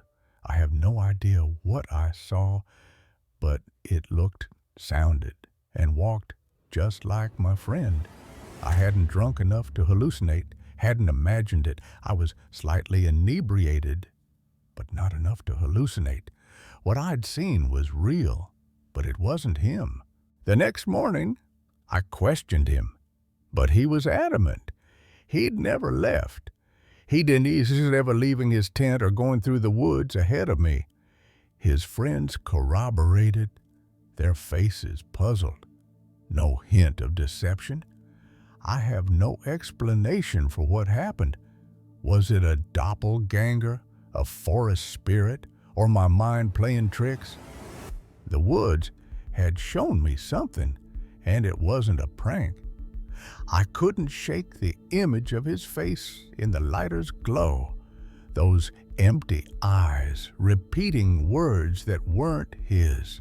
I don't camp anymore, not in those woods, not anywhere remote. The memory of that night clings to me, surfacing in every rustle, every shadow. I see him sometimes, in dreams, standing just beyond the trees, lighting a cigarette, asking if I can hear him. The forest took something from me that night, my trust in what I see, what I know. Whatever it was, it wore my friend's face, walked his walk, spoke his voice, but it wasn't him. And I fear it's still out there, waiting for me to return. Story number 9, The Watcher in the Woods. The forest wasn't just quiet, it was waiting. In the fading light of an Oregon evening, Lucas and his friends piled into his old 300ZX, the T-tops off, chasing the thrill of a coastal adventure. The road ahead was a ribbon of freedom, but something ancient lurked in the trees, its gaze colder than the ocean wind. I was 16 and had just gotten my license. The beach day had been perfect, a fleeting escape from teenage monotony. My friend's family was going on a day trip to the beach, Pacific City, Oregon, and a few of our friends decided since I just got my license in a new car, we should load up in my old 300ZX, take the T-tops off, and go for a nice trip to the coast. But the journey home would mark them forever. After we had packed up our things and started to head home, my friend suggested we take a road he knew, Nestucca Access Road for anyone familiar with the Tamuk Forest back home instead of the main highway. The Nestucca Road twisted through a forest that swallowed the light. The sun was setting, and in the thick forest, it got dark quick. Cell service vanished, and the world felt abandoned. No houses, no cars, just the hum of the engine. And before we knew it, there was no cell service, no houses, and absolutely no cars, which is quite typical for the mountain ranges between the Oregon coast and the Portland metro area. Lucas wasn't worried. The solitude was expected. So, it wasn't anything I was worrying about. But then they saw it. A wreckage that didn't belong. After about 10 more miles, I saw a green SUV hauling a fifth wheel crashed and off the side of the road. The SUV was a ruin, its trailer mangled, caught in a tangle of trees. Being that no one was around, I decided we should peel over and see if everyone was okay and offered help. Debris spilled down the slope, clothes, food wrappers, shattered glass stained with blood. It was probably 8 to 10 feet off the road on a slope, only caught by trees that it had hit, and the fifth wheel was absolutely trashed. Both of the sidewalls were caved in with the contents of the RV spread all along the side of the drop. The blood on the driver's door was fresh, too fresh for an empty wreck. Almost all the windows were shattered, and there were some pretty significant blood stains on what was left of the driver door glass, and the windshield didn't seem like anything out of the ordinary for how bad the crash was. No one was there, no driver, no passengers, just silence. There was no one in or near the car, and the truck had stopped by us, and we told him we didn't see anyone and that we would just be on our way. They drove on, the road worsening with potholes and cracks, forcing Lucas to crawl. We had to go pretty slow as the condition on the road was getting worse and worse with massive potholes and cracks in the road. Something was wrong, and the forest knew it. It definitely was not intended for lower cars. Then they saw it, a figure that wasn't human, staring from the trees. As my dim headlights lit up the trees behind the pull-off, I saw what looked like a pale man with saggy skin. It stood at a sharp turn, half hidden in tall grass, its body frail and hairless, hunched like a broken puppet. From what I could tell, he was naked, but sort of behind some tall grass shrubs, so I could only see the bottom of its stomach. Its eyes burned, reflecting the headlights with a predatory glow. It didn't have prominent features, but the biggest part I remember were its eyes, reflecting my headlights, bright like a cat's eyes, and with its whole body turned to keep looking at the car as we drove by. The creature didn't flee. It watched, its gaze locked on them. I didn't know what to do or what to think, and my friends in the car were all staring behind us and claimed that it kind of leaned out of the shrubs to watch us drive off. They sped away, hearts pounding, debating what they'd seen.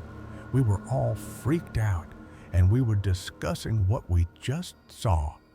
Was it a survivor of the crash, lost to madness, or something else? Whether we thought it was some tweaker that had just crashed his car and just walked off, or if it was some paranormal creature, Lucas tried to dismiss it. But its unnatural form lingered in his mind, sagging skin, no eyebrows, a body that didn't fit reality. I kind of played it off as the first option, but the more I thought about it, it seemed like something you'd see in a liminal space or bad AI-generated image. They drove in silence, the forest closing in around them. We sped home, and I kind of told people this story when the subject of paranormal experiences came up months later. Lucas shared the tale with a friend who recognized the SUV from a photo, but saw no creature. When I shared this story with them, her brother's friend said he'd seen the same crash and showed me a picture of the SUV, but he said he didn't see anything creepy. The discrepancy chilled Lucas. Had they been chosen? I don't know what I saw or what happened, but it definitely scared me and my friends, and I've never been back on that road since. The Nestucca Road became a forbidden path in Lucas's mind. He couldn't shake the image of those eyes burning through the dark. He researched the area, finding old forum posts about the Tamuk Forest, tales of missing hikers, strange tracks, and figures seen at dusk. One account described a creature with sagging skin watching from the trees, never approaching but always present. Was it a guardian, a predator, or something tied to the wrecked SUV? Lucas installed a dash cam, checked his car's locks, and avoided rural roads at night. One evening, driving near Dixie Mountains, he swore he saw a flicker of pale skin in his rearview mirror. Gone when he looked back. He joined a cryptozoology group, sharing his story to find answers. Members spoke of similar sightings, creatures that didn't fit nature's rules, tied to places of tragedy. The SUV's bloodstains haunted him. Whose were they? And why was the creature nearby? Then came the night that broke his silence. A package arrived, no sender, containing a grainy photo of his 300ZX on the Nestucca Road. Taken from the trees, scratched into the back, was a single word: watched. Lucas burned it, but the fear took root. Was the creature still out there, or had it followed him home? He told his friends, vowing never to return to the forest. But deep down, he knew those eyes were waiting, somewhere in the dark. Story number 10, The Silent Stalker. You're a kid, standing outside a remote cabin. The forest dark and endless, under a full moon. The air is still until a chill crawls up your spine, and you know something's watching you. What's out there, hidden among the trees? A shadow, a trick of the light, or something ancient, its gaze piercing through the night? You freeze, heart pounding, as a pale face emerges, its hollow eyes locked on you, moving faster than anything human should. This isn't just a childhood scare. It's a moment that scars you, a glimpse of something that doesn't belong in this world. Years later, you still wonder, was it real or is it still out there, waiting? The Swedish summers were a family tradition. Each year, a new cabin in a different corner of the country, filled with laughter and late-night card games. We rented a cabin in the upper south of Sweden, far away from any neighbors or cities. This one was tucked deep in the wilderness, miles from the nearest town, surrounded by dense forest that seemed to swallow sound. I had just got a laser pen from my grandpa. I was 12, thrilled with my new toy, eager to best its reach. I went outside to see how far my pen could reach into the forest. Standing on the grass just steps from the cabin, I aimed the laser into the trees, its red dot dancing across bark and leaves. I was standing on the grass a few steps away from the cabin and a few steps away from the tree-line.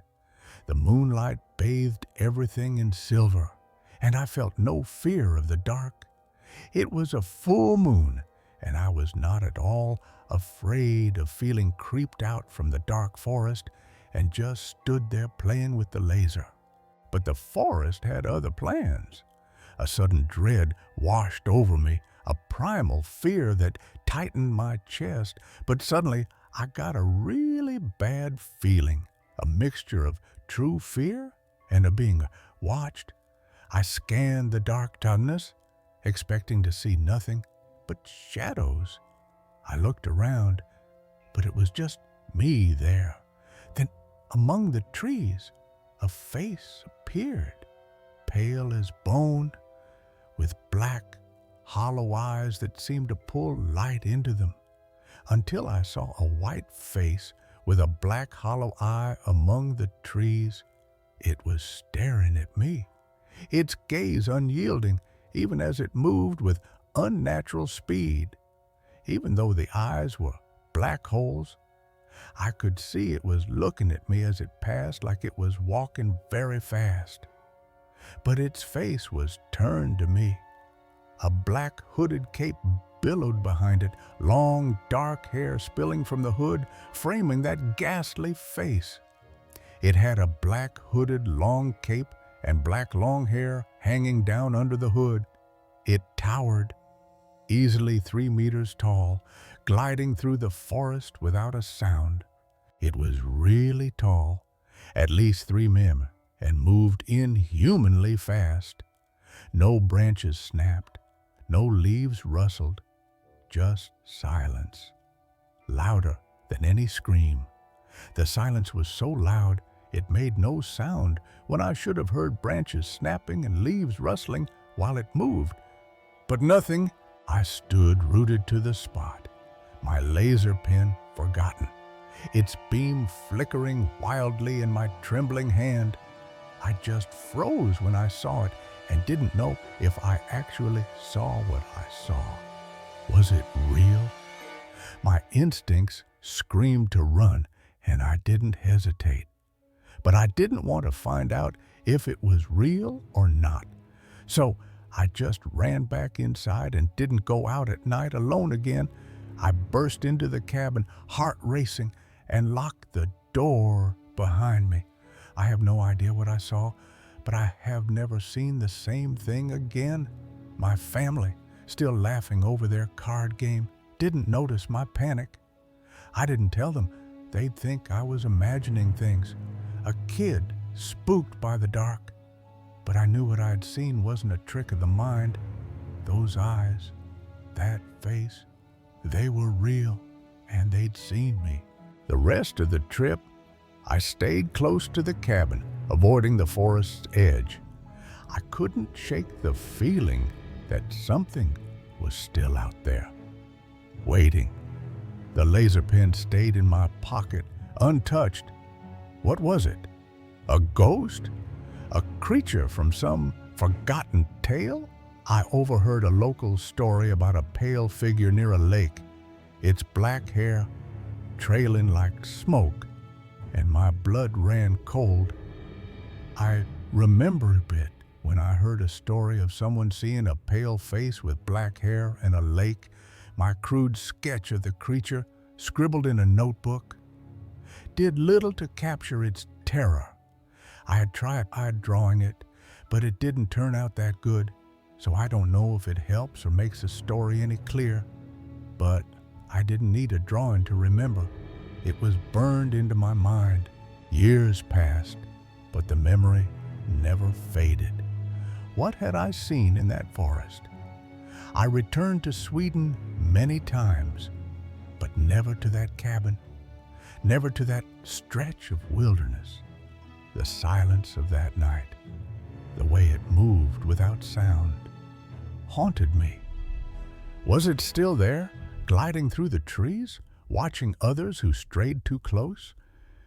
I searched for answers, reading about folklore, about creatures that lurked in Scandinavia's ancient woods. Some spoke of wraiths, others of spirits bound to the land, but none matched the towering figure with hollow eyes. Had it chosen me, or was I just in the wrong place? One winter, I found an old book in a Stockholm shop, its pages brittle, filled with rolls of the northern forests. One story told of a silent walker, a guardian of sacred groves, appearing only to those who disturbed its domain. Its description, tall, cloaked, with a face like death, sent chills through me. Was that what I had seen? The book warned of their gaze, how it marked you, how you'd feel it long after. I felt it still, in quiet moments, a prickle on my neck, a shadow at the edge of my vision. It hadn't followed me, had it? I shared my story once, years later, at a family gathering. My cousin, who'd been at the cabin, admitted he'd felt uneasy that trip, hearing footsteps outside his window that left no tracks. Had it watched us all? He laughed it off, but his eyes betrayed fear. I never went back to the forest, but I carried it with me. Some things see you, and you never stop seeing them. Story number 11, The Fence Line Wraith. The forest beyond my window was a wall of secrets, whispering in the dark. I'm an 18-year-old female and live by a forest line and the Clinton River in Michigan. The trees loomed like sentinels, their branches clawing at the sky, guarding something ancient. Every night I felt their gaze, as if the woods were alive.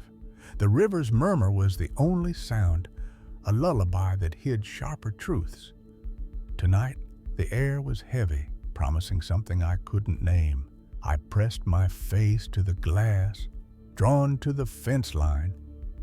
So, it's not unusual to have wildlife like deer and coyotes running around.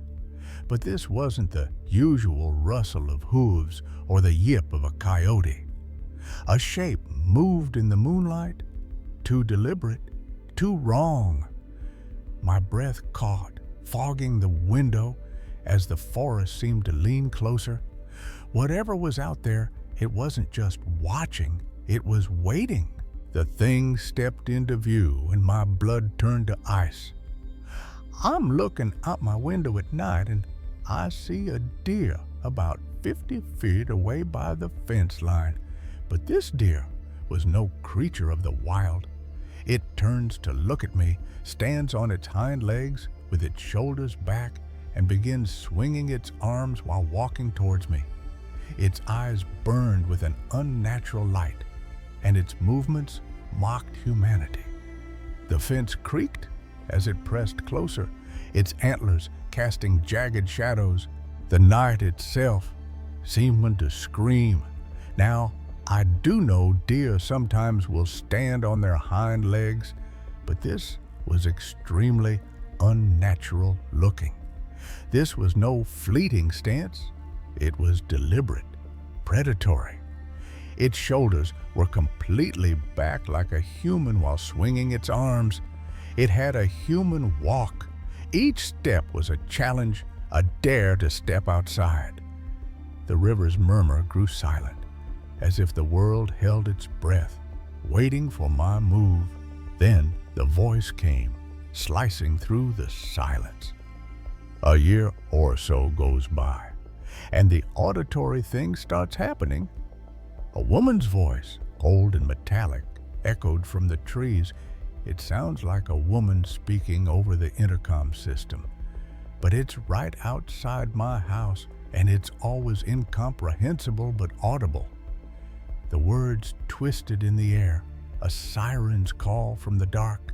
My heart pounded, but I couldn't look away from the thing at the fence. The creature stopped, its head tilting as if listening to the voice.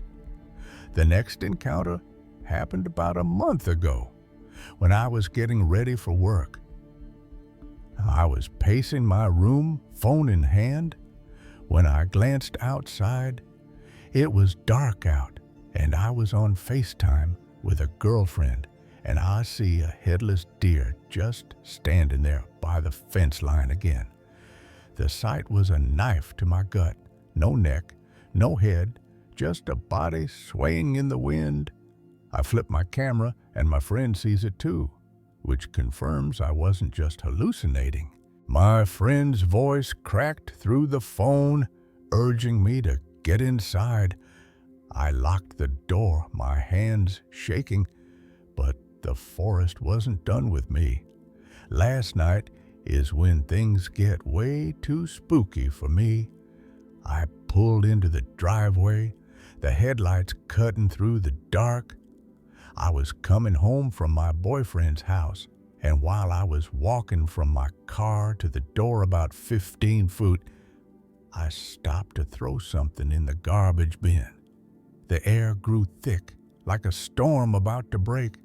I looked up to the fence line, maybe 40 feet away from me, and see a huge mass with glowing whitish yellow eyes and ginormous antlers. The thing was about the size of a moose. Its presence was a weight, crushing the night around it. I stare at it, trying to comprehend what I'm looking at for maybe 10 seconds, and it begins charging at me. Its hooves tore the earth, a thunder that shook my bones. It starts running around the other side of the fence to try to get to me, and it's fast. I bolted for the door, my keys slipping in my sweaty hands.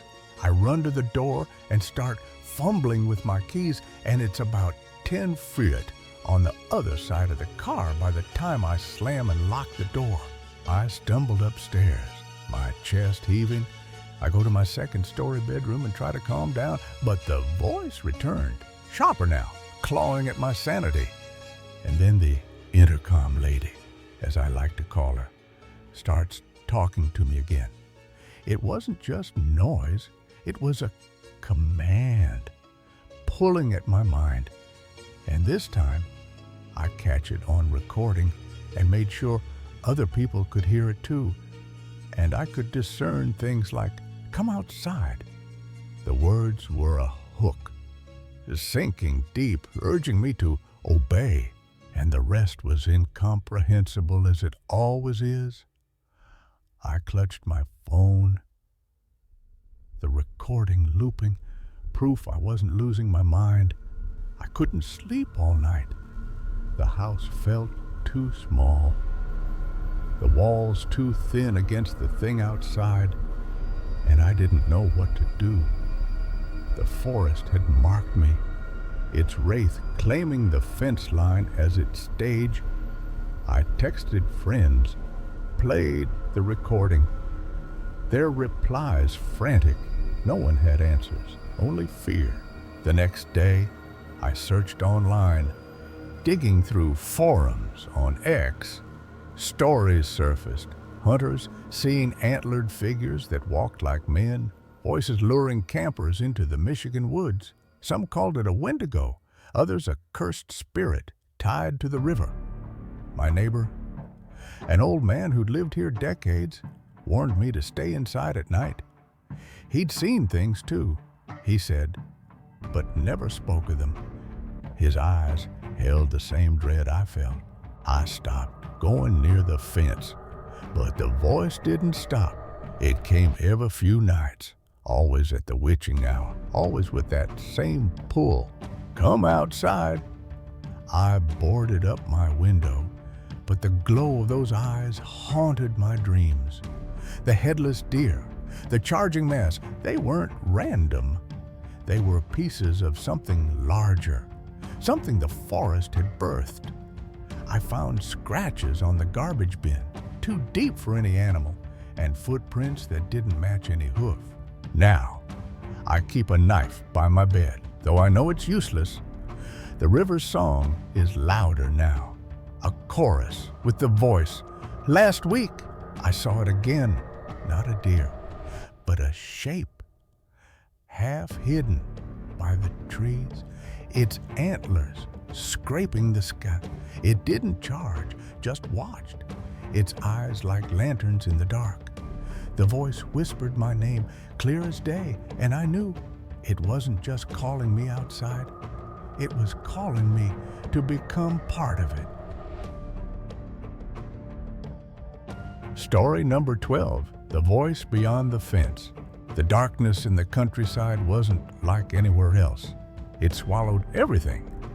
Our new home sat on sprawling acres, hemmed in by woods that seemed to breathe at night. We had just settled into this old house that sat on a few acres of land, surrounded by woods on two sides. The air was heavy, thick with the scent of damp earth and pine. My job was to feed the chickens every evening, trudging out to the coop near the old fence. But tonight, as I stepped into the yard, the silence felt wrong, like the world was holding its breath, waiting for something to break. The fence loomed ahead, its weathered planks barely visible in the moonlight. The chicken coop sat maybe 150 feet from the house, near the back corner of the yard. I clutched my flashlight, its beam cutting a frail path through the gloom. The woods beyond the fence were a wall of shadow, their branches swaying like fingers beckoning me closer. I'd always hated this walk, the way the darkness seemed to press against me, watching, waiting. My boots sank into the dew-soaked grass, each step louder than it should have been. I reached the coop, my breath shallow, and crouched to scatter feed. The hens clucked and shuffled over, flapping their wings. The familiar sound should have calmed me, but they didn't. Then it came, a voice, female, soft and chillingly clear, just beyond the fence. "Hey, come here," it said, casual but cold, like a lure cast into the dark. My blood turned to ice, every nerve screaming danger. I froze, gripping the feed bucket, my eyes locked on the black void where the voice had come from. I swung my flashlight toward the fence, its light trembling in my hand. I turned slowly towards the voice, shining my flashlight into the pitch black beyond the fence, but it barely lit anything past the first few feet of grass. Nothing, just swaying trees and endless dark. The voice hadn't been human. It was too perfect, too hollow, like something mimicking a person but missing the spark of life. My heart pounded, a drumbeat in my chest, but was it still there, hidden just out of sight, waiting for me to step closer? I backed away, slow and deliberate, never turning my back. I just backed up slowly, step by step, never turning around, walking backwards across the yard with my flashlight held in trembling hands. My legs shook, but I kept my eyes on that patch of darkness. The voice didn't speak again, but I felt it, its presence, heavy and patient, like a predator sizing me up. Then I ran, sprinting across the yard, my flashlight beam bouncing wildly. I slammed the door shut, locked it, and ran straight to my mom in the living room, and I told her everything. I didn't care how crazy I sounded. I knew what I had heard. The house felt like a fortress, but even inside, I couldn't shake the dread. My mom's face paled as I stammered out the story. She called Daniel, my sister's fiancé, a Marine who never flinched at anything. She called for my sister's fiancé, Daniel, who was staying with us at the time. His calm was a lifeline, but even he tensed when I pointed to the fence line. We armed ourselves with flashlights and a crowbar, stepping back into the night. The yard felt smaller now, the woods closer, their shadows clawing at the edges of our light. Every rustle was a threat, every snap a step from something unseen. We reached the spot by the coop where the voice had come from. There, in the bushes just outside the fence near the coop. Exactly where the voice had come from. The grass was flattened, branches were bent and twisted like they'd been gripped or brushed past something large.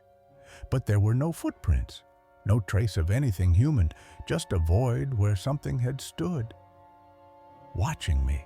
Daniel's jaw tightened. He swept the area, his flashlight probing the trees, but the woods gave nothing away. The absence of evidence was worse than finding it. Whatever was out there didn't need to leave tracks. The days that followed were a blur of fear and sleepless nights. I refused to go near the coop after dark, leaving the chore to Daniel or my mom. I haven't gone out to the chicken coop at night since the porch lights burned every evening, a feeble shield against the dark. But the voice haunted me, replaying in my mind like a broken record. I started researching, digging into local legends, anything that might explain what I'd heard in an old book about the region. I found stories of entities, things that weren't human but spoke like they were. They lured people into the woods, their voices sweet but deadly, promising safety while leading to doom. The book described a presence tied to the land, something ancient that fed on fear, its voice a trap for the unwary. My family brushed it off, but Daniel admitted he'd felt something out there too, a weight in the air, like eyes on his back. I began to wonder if the house was ours at all, or if we were trespassers in its domain. The fear never left, not really. I can't bring myself to walk past that part of the yard after sunset. I moved out years later, but the memory clings to me. Sometimes, in the quiet of my new apartment, I hear it. The faintest whisper, like grass shifting under invisible feet. I keep the lights on now, always, and check the locks twice. I don't know what that voice belonged to, but I don't want to know. The book I'd read mentioned offerings, small gifts left at the edge of the woods to appease whatever lived there. I never tried it, but sometimes I wonder if I should have. What if it's still out there, waiting for me to come back? The countryside is beautiful, but it's not empty. Something walks those woods, and it knows my name. Story number 13, The Puppet in the Reeds. The night doesn't just hide things, it gives them life. The Kemperalong Puget Sound was a slice of paradise. Its grassy fields and towering pines bathed in moonlight. The air carried the tang of salt and the distant rhythm of waters, a lullaby for the weary. I was alone, my footsteps soft on the path back to the cabin, the world around me glowing silver under a full moon. The beauty was almost enough to make you forget the world's sharper edges. But then, in the stillness, something watched, waiting to tear that illusion apart. It was no camper, no animal. It was something else. At first, I thought it was a person, just someone standing in the reeds, maybe a fellow counselor out for a pee or something. But then it moved. The figure was crouched low, as if it had been hiding in the tall, swaying reeds that fringed the shoreline. Its presence felt like a violation, a crack in the night's serenity. In one fast, jerky motion, it stood up, took a few clumsy but natural steps backwards, and then crouched back down again, disappearing into the reeds. But not quite. The moonlight caught it, revealing a form that didn't belong in this world. Some things you see, and your body knows before your mind does. I could still see it, half concealed, but watching. It wore what looked like a long, white gown, thin and hanging. Its hair was long and dark, but I couldn't make out a face, just hair, like it was all hair. The figure's silhouette was wrong, too thin, too angular, like a shadow stretched over a broken frame. It was the way it moved that convinced me it wasn't human. There was no grace or rhythm, no natural balance. It was like watching a puppet without strings or an animal pretending to be a person. My stomach twisted, a cold dread seeping into my bones. Fear can break you before you even realize you're falling. That's when my knees buckled. I dropped to the ground like someone had cut the strings in my legs. The world tilted, the moonlit grass blurring as my hands hit the dirt. It wasn't just fear, it was total shutdown. And my body refused to cooperate. I tried to call out, to scream for help, but my throat betrayed me, choking on silent gasps. I scrambled forward on all fours like a panicked animal, trying to get into the cabin where the campers and my co-counselors were sleeping. Every rustle of the reeds felt like it was closing in, its gaze boring into my back. The cabin was my only sanctuary, but it felt a world away. When I finally reached the door, I couldn't even stand to open it. I clawed at the doorknob, fumbling like my fingers didn't know how to work. My hands shook, slick with sweat, as I fought the latch. Eventually, the doorway gave, and I tumbled inside, slamming it shut, and just stood there, shaking and listening. The silence outside was deafening. Heavier than any sound, I pressed my back against the door, my breath ragged, waiting for the faintest hint of pursuit. Nothing came, no footsteps, no rustling, just the oppressive quiet of a night turned hostile. Inside the cabin was a cocoon of shadows, the soft snores of campers a fragile reminder of normalcy. But normalcy was a lie now. Nothing followed me, no footsteps, no sound at all. Yet I couldn't shake the feeling that it was still out there, crouched in the reeds, waiting. I didn't dare approach the windows, didn't want to see if that gown still swayed in the moonlight. My mind spiraled, grasping for explanations. A camper playing a prank, a deer caught in the brush, anything to anchor me back to reason. But the memory of that jerky, unnatural movement gnawed at me, defying every rational thought. As the adrenaline faded, a strange hysteria took its place. I laughed, a brittle, broken sound, trying to convince myself it was nothing. I kept saying to myself, it was just a camper. One of the kids was peeing in the reeds, that's all. But the words felt hollow, a desperate chant to ward off the truth. I collapsed onto my bunk, my body trembling, and eventually, exhaustion claimed me. The dreams that followed were worse, faceless figures in white, moving through the reeds, their heads turning in unison to watch me. Morning brought no relief. I questioned every camper, keeping my tone light, masking the dread that clung to me. None of the campers had left the cabin during the night. None of them had gotten up to pee. Not one had heard anything. Their answers were earnest, their faces free of guile. These were middle school kids. Someone would have owned up to sneaking out, even just for bragging rights. The camp prided itself on rational thinking, a haven for skeptics. I still consider myself one. But there's no logical explanation, none I can live with for whatever I saw in those reeds, because it wasn't human. The camp continued, but I was changed. The grassy fields, once inviting, now felt like a stage for something sinister. I avoided the path by the reeds, sticking to well-lit routes, even in daylight.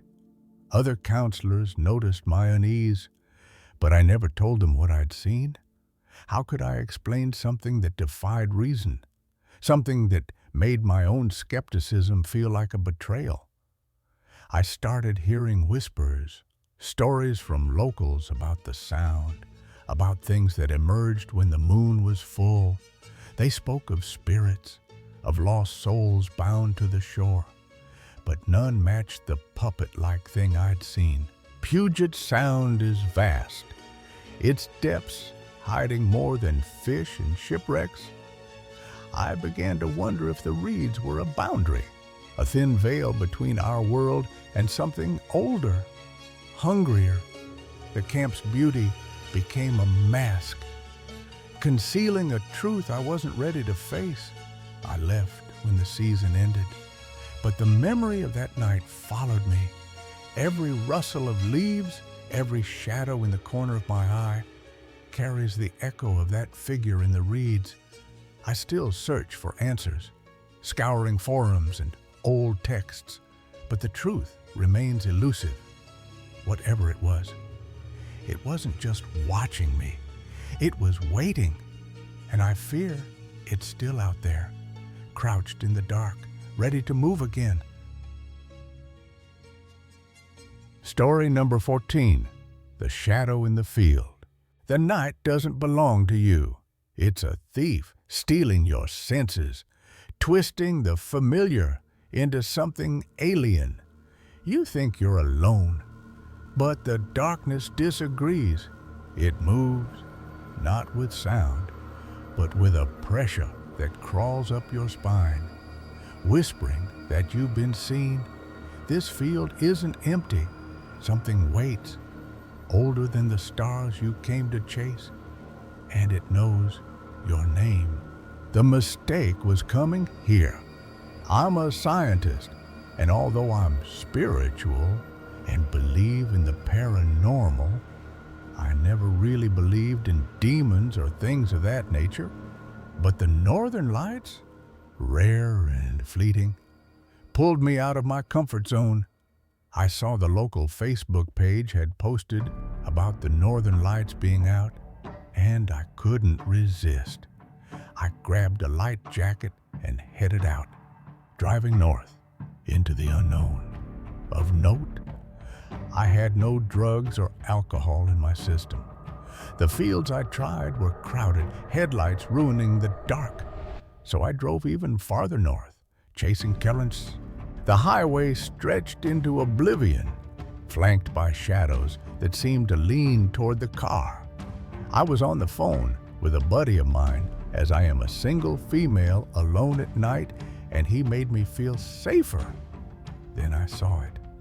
The empty, abandoned land that was used by the military for some unknown scientific experiments.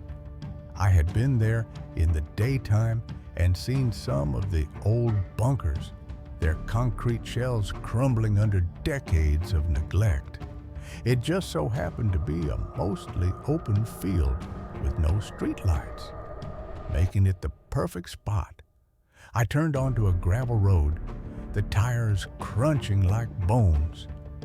I even made the comment to my friend that the place was spooky, and these weird birds kept flying around. They looked like bats. But when they landed, they didn't stand like bats.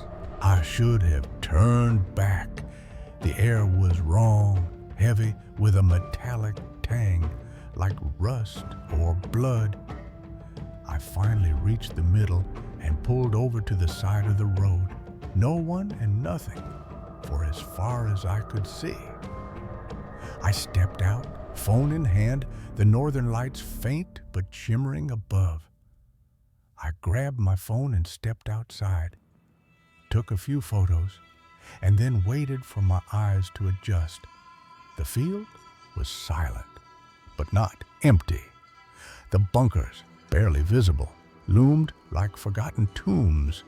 Something was watching. The hair on my neck stood up.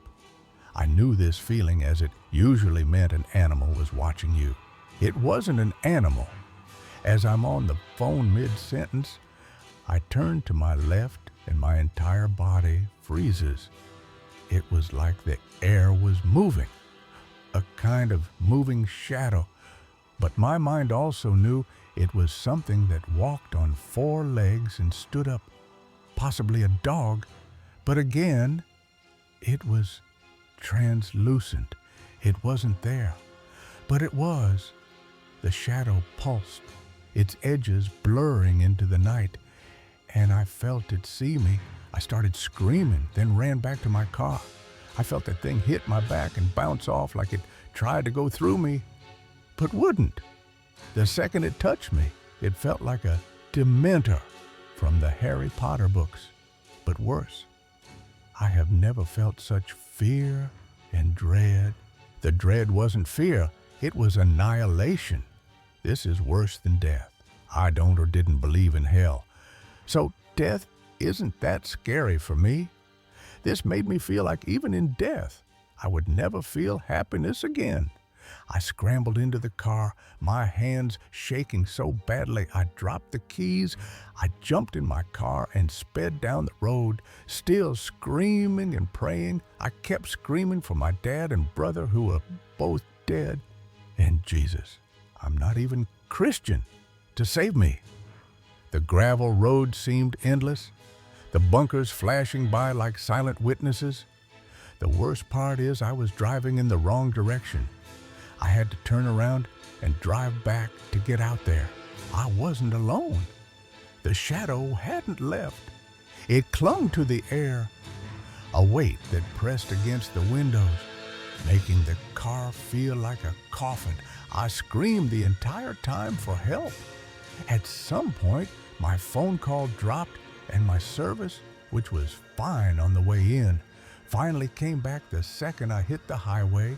My friend called back asking what was wrong, but I was still crying and screaming. I could barely get the words out what I had seen.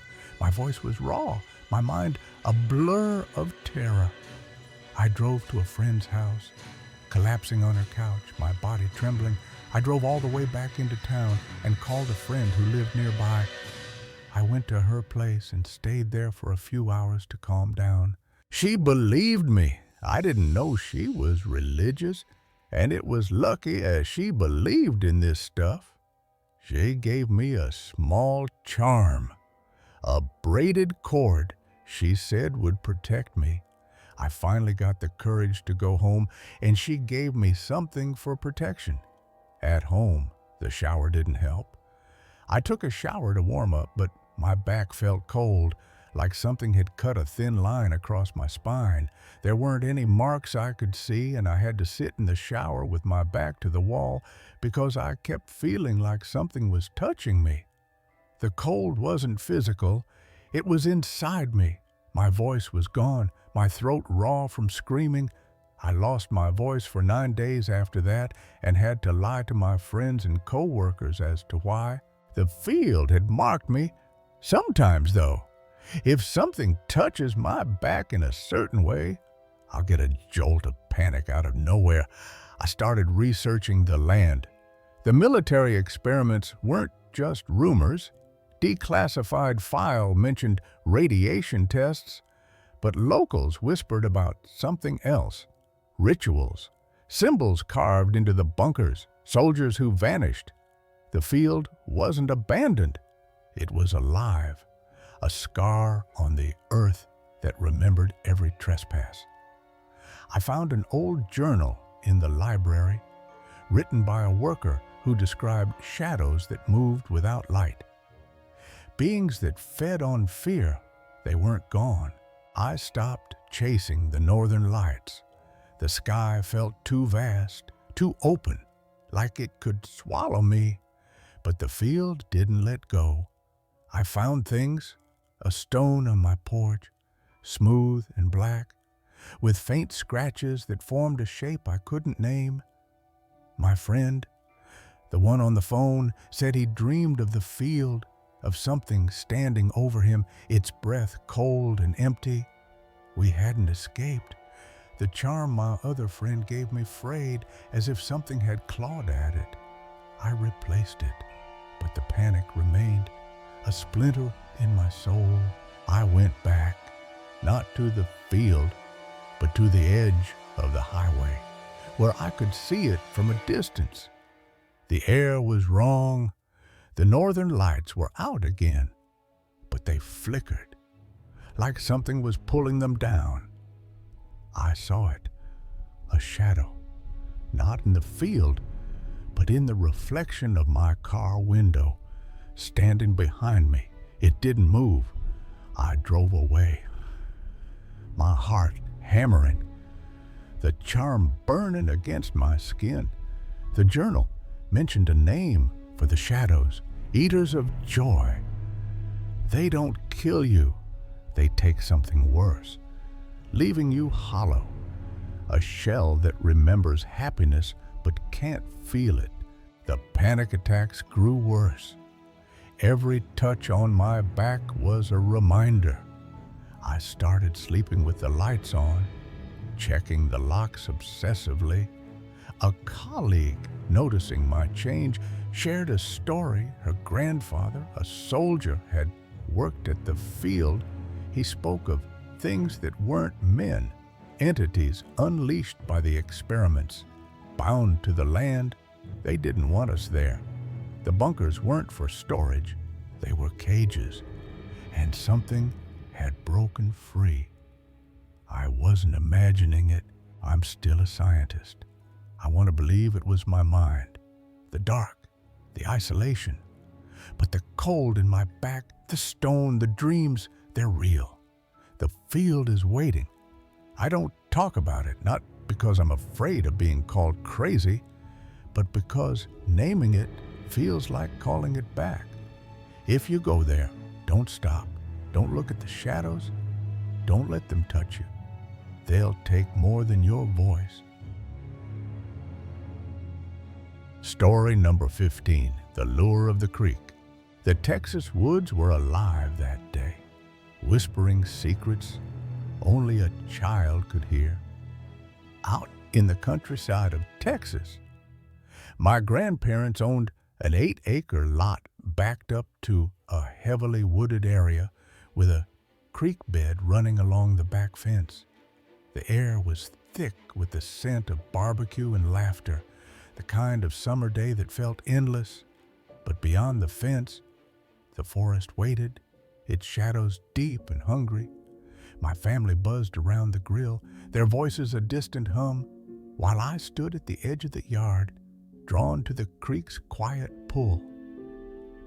Me and my cousin Max were always running around together. He was my shadow, always ready for adventure. His grin as wide as the horizon. The creek called to me, its voice soft and sweet, like a lullaby from the earth. I decided to head down the creek bed into the woods. The path was overgrown, the air cooler under the canopy of oaks and vines. Max trailed behind, his sneakers crunching on twigs, his chatter fading as the forest closed in. Something stirred in the underbrush, a sound too deliberate to be the wind. I stepped over a tangle of rusted wire, the remnants of an old fence, and felt a strange warmth, like the woods were welcoming me. My cousin happily followed behind me as we walked over a fallen fence line. But then, shift, Max's voice cut off, replaced by a sharp cry. I turned, but the path behind me was empty. The creek bed, silent. The forest had swallowed him, or so it seemed. My cousin remembers vividly seeing a woman appear in front of me. She was there, sudden and unreal. Her dress pale against the dark trees, her face hidden in shadow. I didn't see her, not then, but I felt her, a presence guiding my steps, urging me deeper. The air grew sweeter, heavy with the scent of berries and something cloy and unnatural. As I stepped over the last of the fencing, I continued walking. Max, though, was caught. Later, he'd swear the barbed wire had moved, coiling around his ankle like a living thing. He fell, mud soaking his clothes, his shouts echoing unanswered. I walked on, oblivious, drawn by a song only I could hear. The woods were no longer just woods. They were alive, watching. Max's screams faded. and I found myself in a clearing, the ground soft with moss, the air shimmering with an unnatural glow. What I remember of the events after stepping over the fencing is hearing a distant song being sung by someone soft and feminine, the smell of wild berries and sweets. It was intoxicating, each note wrapping around me, pulling me deeper into a haze of joy. I sank to the ground, plucking berries from bushes that seemed to grow just for me, their juice staining my fingers. Strange creatures skittered nearby, not cats, not quite. Their eyes too large, their movements too fluid.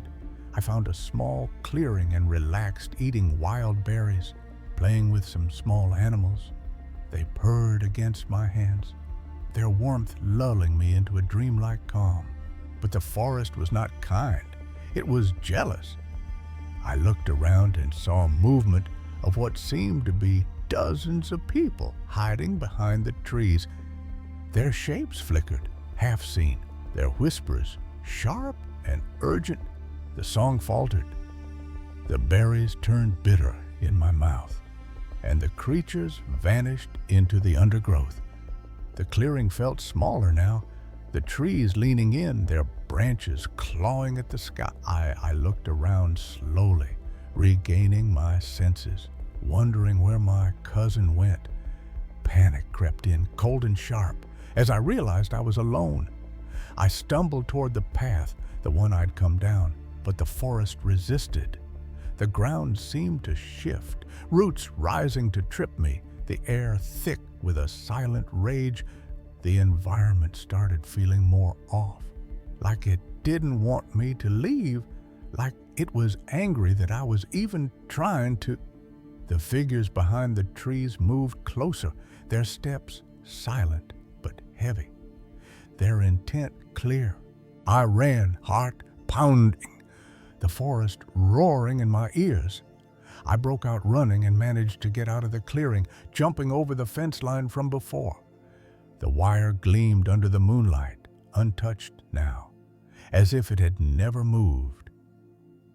I sprinted up the creek bed, the trees thinning, the air lighter.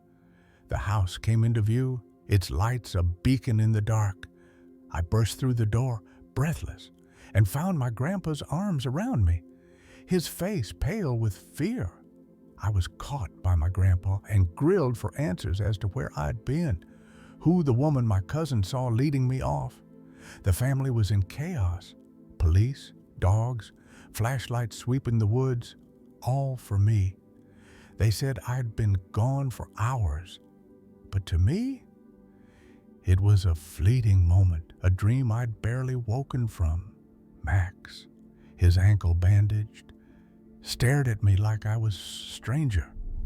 His story of the woman unshaken. The woods never let go. Not really. My grandfather looked more concerned than anyone else. He didn't speak of it, but his eyes held a knowing fear. By the next summer, the creek was sealed off. A new fence rising where the old one had fallen, woven with herbs and vines that grew unnaturally fast. The family never spoke of that day, but the silence was heavy, filled with questions no one dared ask. He had even planted some herbs and stuff that quickly took over the fence line, sealing it off with vines and bushes. I stayed away for years, the memory of the clearing fading like a half-forgotten song. But when I returned, the new owners had torn down the fence, the creek opened once more. I drove away, glancing back, and froze. I looked down the creek, seeing a little girl coming back up the property and a strange woman in a hood standing just beyond where the fence used to be, smiling at me. Her smile was too wide, her eyes too bright, and the forest behind her seemed to hum with that same sweet song. The creek still sings, and I wonder who it calls now. That day changed me, Left a mark I can't explain. Max and I don't talk about it anymore, but he flinches at the sound of running water. The woods hold their secrets close, and I was lucky to escape. But sometimes, in the quiet, I smell berries, hear that soft voice, and feel the pull of the clearing. The woman's face haunts me, her smile a warning or an invitation. I don't know what she was, but I know she's still there, waiting, her song woven into the roots of the Texas wild.